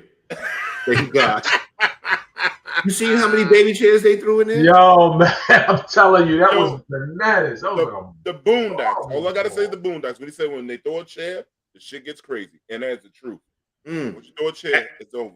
Dude, I thought that was a cafeteria at a high school. That's what it looked like to me. But the fight broke out over somebody cutting the line and a steak. Stolen steak. Oh, see, I can't understand that now. I can understand more about them fighting in there because maybe they ran out of grits or something. They ran out of cheese grits in there, and maybe it popped off. I mean, there's no excuse for that behavior. You fight in the Golden Corral. Come on, what do you pay, like $8 to get in there? It's like $11.50 is all you can eat. $11.50. Maybe $15. I think with the drink is like $15, something like that. All you can drink and eat. I don't understand it. But you know what I always ask? What is it? And this probably does lend itself to the situation about trauma and mental health and stuff. What is it that just makes people lose it? Like I'm talking about when nobody can reel you in. You know what I'm saying? Like you see some stuff like that. Like literally, it's this spontaneous combustion that all of a sudden, like there's. I mean, these are adults. Literally at a place, it's a buffet style restaurant. They probably not out of the stuff, but it's like cutting somebody in line or whatever. You know what I'm saying? Like I'm really not gonna risk getting hit by a chair because somebody gonna get the food before me or something like that.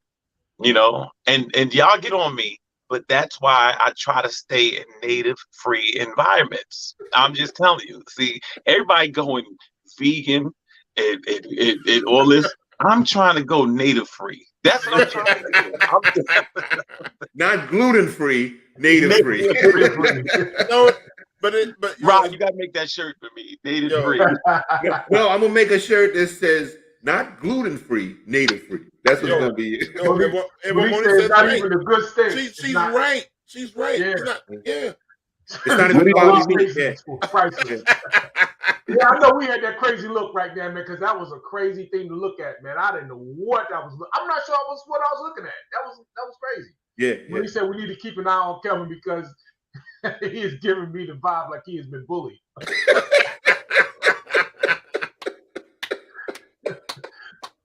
Oh man! You know, I mean, it's amazing because I look at this stuff, and I mean, you look today and be like, somebody shot up McDonald's or something like that for what? Look, the video, the girl going through a drive-through or whatever. I mean, it's just like, why? You got it. In major stuff, we don't care about. Mm-hmm. Major stuff that don't get us. But this, somebody took the last annihilator or something. It's on now. Wow. Golden Corral. I think I might have been in a Golden Corral maybe one time in my life. I gotta admit, I thought it was cool. I went down south. I always liked it. I didn't like it. I didn't like You it. like I didn't think the food was good. I did a lot of college all you trips. can eat, right? Yeah, it's just all you can eat. Yeah, You go in there, you pay. I think all those places have grade D food probably. If you have an all you could eat situation, it's probably They never had that in New York, man. We got way too much. We don't have buffets in New York like that. It's rare. Nah, they got all the Chinese buffets. That's all we had. I don't even go to those. I couldn't even go to those. You're sick in them shits. I'm getting sick right now because we talking about it. I mean, literally, I can't pick those. Only reason Golden Corral is because when I do college trips, it's easy to feed the kids. Yeah. You go there and all you can eat and they full and you can watch them all, and that's the only reason I go there. But now you can't do that because their safety is at risk. Yeah, it's like going to a Waffle House. Yeah, it's like going to a Michigan game.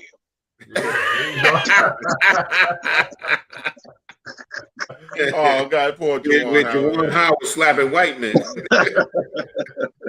White men can't duck. Yeah. There's no excuse for that behavior. Nah. Golden Corral is horrible and scary. Yeah, it's disgusting. I didn't. Sneeze guard, you have no business eating there. Yeah. Listen. But I saw a fight one time break out in Pathmark and people throwing cards and stuff. I mean, the energy it take to pick up a card. Yeah. I mean, because this say 10 items only. You got 11. They count them apples individually. That's one bag. Still. Listen, my father's side of my family never had family reunions, and they try to have one. I'm not gonna lie to y'all. They had that shit at the Golden motherfucking Corral. I did not go. They had a family reunion at the Golden Corral. I swear on everything, bro. D, is that the same side of the family that Uncle Sambo? Nah, Uncle Sambo on my mother's side. Rest in peace, Uncle Sambo, man. Rest in peace, Uncle Sambo. Did you hear him, Kelvin? Rest in peace, Uncle Sambo. Sleeping power, Uncle Sambo. Sleeping power. Oh man, I miss Uncle Sambo. Oh, okay, here we go. The NFL is hiring former Attorney General Loretta Lynch to fight against the lawsuit. What's my man name again? Flores, who just got a job with the Pittsburgh Steelers. NFL hides in plain sight, brother. Yeah, it does. They hide in plain sight. They don't even care. We make so much money, we don't even care. That's just what it is. Yeah. That's got to be the most cynical high I've ever seen, man. You know. And she knows she's wrong too. She knows she's wrong. I mean, let's be honest here. This is brilliancy at racism. That's what this is. This is brilliancy at racism. No, you're frozen in place, man. Completely. Yeah, the thing, it's a strategic move. You know what I'm saying? I look, and you know what I'm gonna do? I'm not gonna jump on Loretta Lynch right away because we don't know what she's gonna do. But you know why she was placed in that position, correct? So you get was the first female Black Attorney General, right, to represent the NFL in a racist case.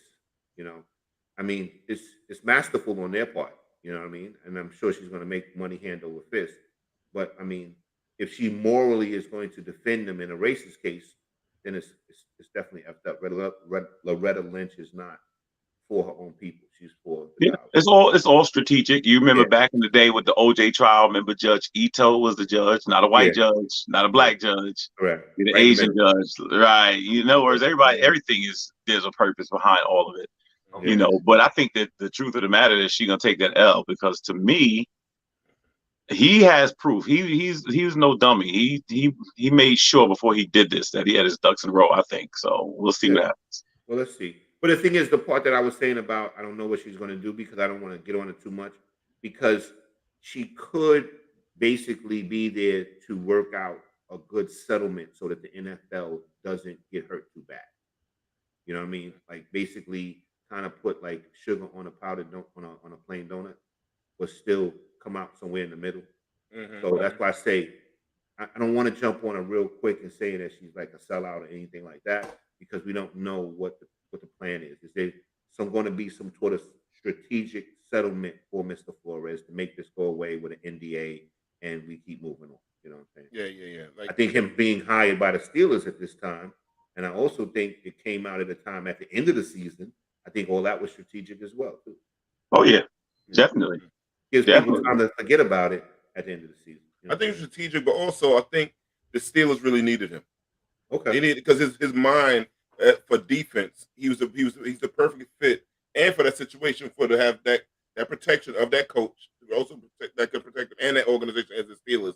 They had this black head coach for such a long time. They needed him, but it's a strategic time. It was best thing that he did actually land in Pittsburgh because it quiets it down noise a little bit for the NFL by him landing in Pittsburgh. But Pittsburgh actually, because we seen what Kansas City did to Pittsburgh, their defense is horrible. So this guy was a good fit. But the white man is always strategic, and he always used the black woman. And I know black women are gonna get on me, but he does use y'all to go against black men all the time. He thinks he can control y'all and talk to y'all differently and to do his dirty work on a lot of issues. He always does that. In corporate America, look, when they want to right now, right? They when they had to fill the minority thing, what they do? They hire black female, so they kill two birds with one stone. Correct. Yeah. And I'm gonna piggyback on something he says. Yes, the black woman does get used against the black man. And if you don't understand that, all you gotta do is go to family court and you'll see it loud and clear. Man, why you bring that up, Ron? God damn, I want to get off the show. Sam, take us out. Damn family court. Yeah, the Steelers are the most diverse team in the NFL historically. Side note, they own both the Steelers and the Giants. They own both the Steelers. What do you mean? Whoa. They own both? Yeah, who owns both? I think the point may be the Steelers and the Giants are connected through marriage. Somebody from the Rooney family is related to somebody from the Mara or Tish family. So clear that up, Tim. Clear it up, Tiger. So it's not the same ownership. There's they have a common relative that's married between the two franchises, but the Giants are owned by the Maras and the Tishes, and the Steelers are owned by the Rooneys. Correct. That's correct. Yeah. Kelvin got it right. Go ahead, boy. Man, we got some good listeners, man. We got some real smart people. I would have shot at the feds that tonight. I'm surprised Sean didn't make no comments. Oh, that's right. She in VA. She in VA tonight. Yeah. Man. Got some good listeners. But I mean, NFL don't play no games, man, and they money long. I think they did the small. I think like you said, Ryan, I think it's gonna be a settlement somehow. She's gonna probably negotiate some change in policy rules with Flores and all of the stuff. Like the Rooney rules is bullshit. Shit doesn't work. Doesn't work. That they designed that system, and the system actually. The Rooney rules work in the favor of the NFL. The system is working the way they want it. What bothers me is this: the NFL is clearly racist. It's a good old boys club, right? Oh, Shana, what up, Shana? What up? It's a good old boys club. The problem is, I'm very quick to boycott stuff, and I, for some reason, can't seem to do it. I've been with the Jets so long. I'm so used to losing. I feel like I can get something out of it. Like I got to see them win something one day. You know what I'm saying?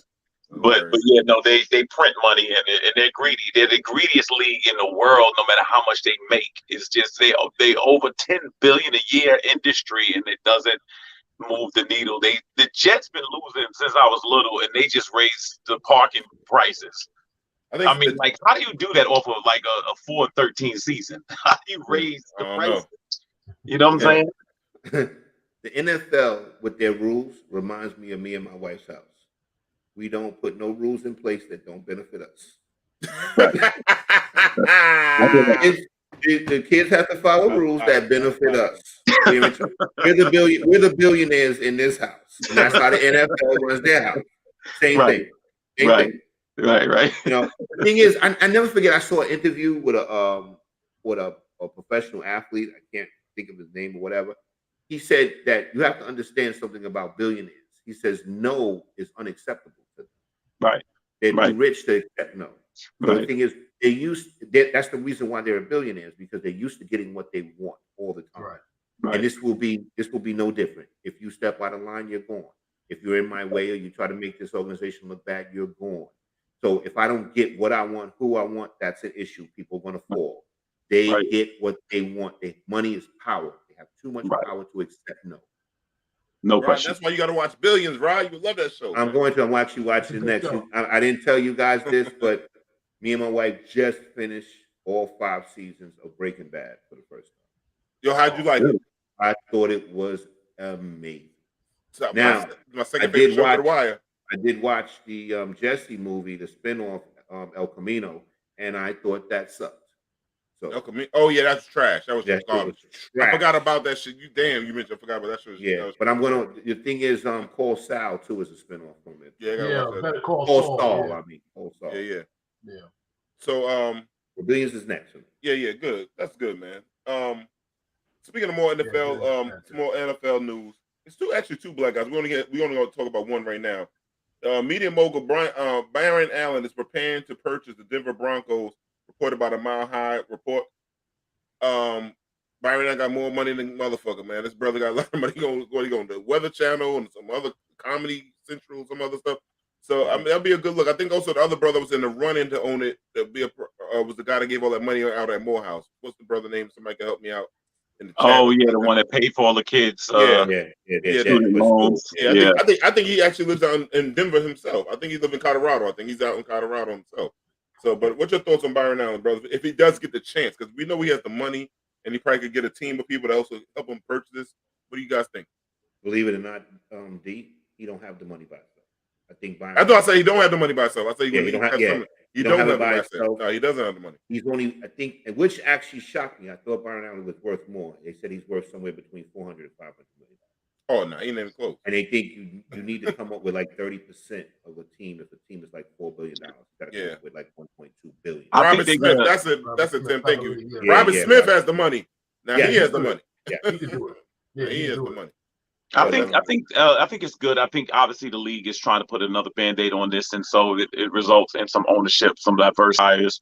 Realistically, all the other owners have to vote when you get. That's another way they keep it the way it is. But all the other owners have to vote. But Roger Goodell and them are going to probably make sure that a minority group starts getting these teams, because that's the only way. I mean, realistically, other than that, you can't have really a voice in the sport unless you do have ownership. Like anything else, you need the ownership level. And when you get these groups of multimillionaires who actually can get a group together to do it, I think it's a great look. And I hope Byron Allen. I'll be honest with you. I'm always impressed with Byron Allen because I never thought he was funny at all, and he has made. He has made a boatload of money. He's had a show just for comics at night that comes on like 1 in the morning. Corny show. And stuff like that. He would, but somehow he's maintained. I mean, we've known him for years. But congratulations to him in advance. Hopefully he or another minority owner will get it, and hopefully that can start when some of these older owners start passing away. If they don't give it to their kids, anything becomes available. Hopefully other groups will follow suit. Byron Allen understands content.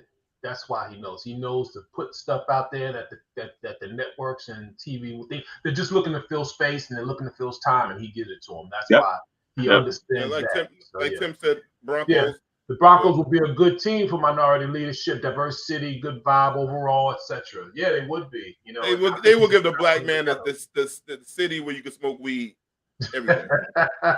It would. I see what the NFL doing. I see what they're doing. But he's perfect for them. He's perfect. He's got the perfect disposition, I would say, that they would like.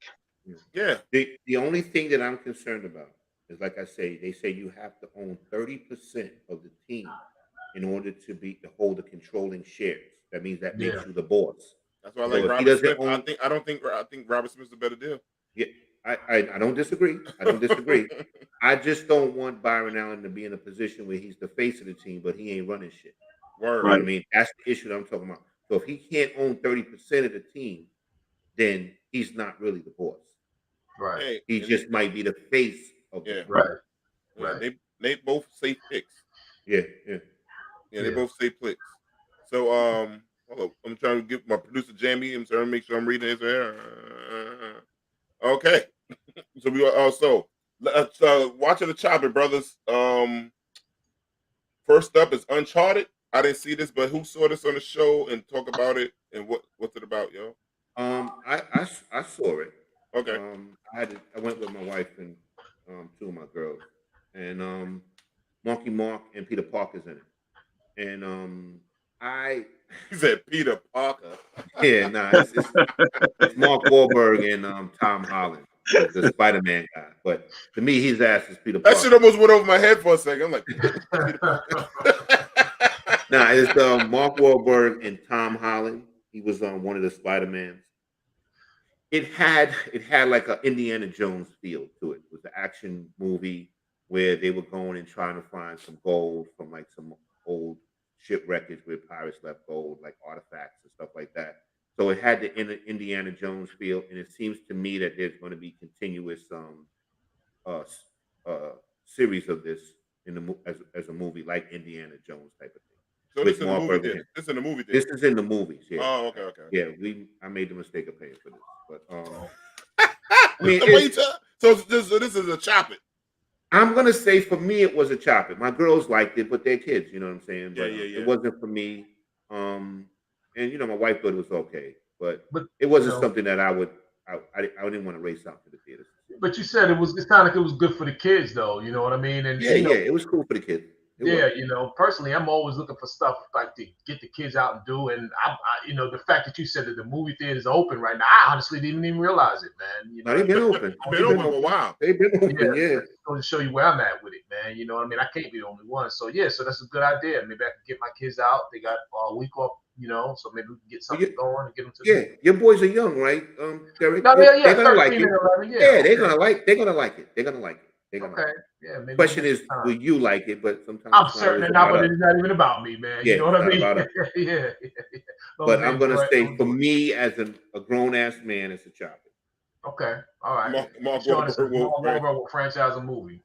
Yeah. Like I said, and they doing it like the Marvel series. You have to stay after the credits to see the next saga. So the movies are going to that, like waiting to see what the next story is going to be about. Bad movies, man. You better than me, Rob. I swear I'll be asleep. 30 that shit don't take over 30 minutes. I'm out cold in the movie theater, bro. I can't go to sleep because my wife keeps nudging me every time I start snoring. And you got to realize we go to the theater with the reclining chairs. So them chairs. Yeah. Them chairs. Yeah, I'm telling you. Rodney lived like white folks. I'm still going to. That's the best sleep I ever got. I live like black folks are supposed to live. I know. Yo, listen, I go to the movie theater in East New York, man. It's like like sitting in a Spirit Airlines chair. I would never go to the movie theater in East New York. I can't. Wait, not the one on Linden, D. D. No. I only went there. Listen. Let me tell you a story real quick. I know we can take time. It was Get Out. Sally wanted to go see Get Out, and we looking trying to figure out where we could find it. And I said, "Damn, that shit's only at Linden Theater." I said, "I don't know if I'm going to." She said, "No, she didn't know nothing. She fresh out of North Carolina from down. Yeah. She didn't know nothing. So she's like, "Yo, you know." I said, "Listen, I don't know. This is some hood shit." She said, "I can't be that bad." Yo, I ain't gonna lie. That shit was so hood. They was talking to the screen. Niggas had it. I won't say niggas because these were niggas. These weren't even natives. These were niggas. Next to the pink houses, right, D? Yes. Yeah. Pink houses. Yeah. Top of the pink houses. It's in the pink houses. Yo, there's pink houses, apartments in the theater. It was the best experience though, because it felt when you watch a black kind of movie with real natives, it make the movie even better. But it was a scary experience. I had to bring 2 guns, a knife, and a whip.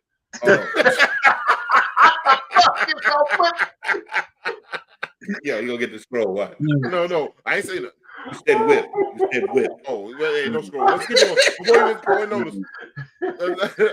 He down to the wire now. Yeah, he got right. Yeah. No, I ain't Yo, he might do it. He might pull it off. I'm gonna pull it off. He could go. No way. Y'all ain't shit. Oh, I thought that was it. I thought that was it. I thought it was it too. Look at me having a heart attack. Yo, tell him, Shauna, right? Shauna saw Jingle. I'm telling you, next time you have to watch Listen, anytime when the black movies come out, we need to take a field trip. Rodney, bring your gun, and we're gonna go to East New York and watch. It ain't gonna help me there. I'm telling you, the chairs ain't gonna help me in the pink house. Chairs don't recline. The chairs are just like this. Yo, they in a metal chairs. That's what they are. Yeah. And the popcorn don't got that popcorn maker. We got a microwave, and everybody keep pressing 30 seconds. Yo, the popcorn smell like oxtails in there. Word up. Got a metal detector, all kind of shit. Different. I love it. Love it. Crazy. Gotta go to East New York for a movie, man. So I'm telling you, it's the best experience ever. No. Yo, it's go ahead, like you know when you come in and the people that they check your ticket in East New York, they probably say, "Yo, who the fuck your ticket at?" You're right. Look what's on the road. Yo, I would be. I told you, my gun wouldn't help me. They had me running out of there like crazy. It's the best. Man. I'm telling you, I gotta go to any hood movie theater when a black movie come out. I'm telling you, it's an experience, man. I like to go places where I'm the only one carrying a gun. Oh, okay. Oh, Jim, not everybody's carrying them. No, Jim's we only got 5 minutes. Okay. Next, I'm gonna watch and chop it. Bel Air on Peacock Network. I watched all 3 episodes. I watched them last night. Yeah, I watched them all yesterday, actually. I thoroughly enjoyed it. It's a dark version of the Will Smith stuff. If you're looking for that whole Fresh Prince goofy stuff, this ain't it. It's a little bit more darker with a little bit of humor, but they touch on a lot of topics of today. With Will, like the gun, young kids in urban neighborhoods, the gun violence stuff. Uncle got to deal with some kind of racism things, but they got a little bit of power, the ups and downs, kids trying to school, Carlton trying to figure out who he is. And Carlton's on drugs, y'all. I'm going to tell you on this one. Carlton's on drugs on this one. Oh, he's a crackhead? Yeah. And Jeffrey's not from England. He's from Jamaica. I enjoyed it. Respect. Okay. I love the drama. All right. So she said it's a watch. Yep, I'm telling you, man, it's a watch. I'm telling everybody, this is a little different. If you're looking for the 90s Will Smith, this ain't it. This is like really dealing with topics of racism, community stuff, all the kind of stuff like that. Mini crackhead. Okay. Word up. Collins a crackhead, y'all. Collins a crackhead. Sure, check it in. Yeah, saying this. And I like that Will's dating a sister that's not the typical old skinny, little boom boom boom body. She look like a sister. A regular sister that happens to swim. Jeffrey's undergoing a gang lord. God damn! Don't spoil it for me, no right? Oh man! But I think everybody should watch it on Peacock. If you don't have Peacock, because it's one of the streaming services, go get yourself a Fire Stick and then get the jailbroken Fire Stick. Oh, here it comes! No. Oh yeah! Yo. He's promoting bootleg. No, I think it's got to be. No, I think it's got to be for that. We can't let the viewers think. I think he didn't get it. I'm not so wait. Did you say what was that last apparatus you said? No. This is alleged. People that do it, they allegedly have this jailbroken Fire Stick. You know how the shot clock is going down. I want to ask Shauna this. Did Shauna hear that? Because she's the feds. Did she hear that? She's on vacation. We're in a 2-minute warning. 2-minute warning. I'm holding the ball. I'm running out the clock. All right. Don't let Jamal Howard come through. All right, man. Everybody that's watching the show, if D makes it, I want everybody, if you're watching on YouTube, to hit a thumbs up on the YouTube. Right? I'm making it because I'm about to wrap it up right now. Everybody, they can watch another episode. Proud of you, though, D. Proud of you. See, I'm no here thing, man. Thank you for watching another episode. Let's chop it up. Please follow us on Facebook, YouTube, and Twitter. Like and subscribe. Like Rodney said, thumb it up. Like the Fonz, we love you all. We want to say peace, and peace. Congratulations.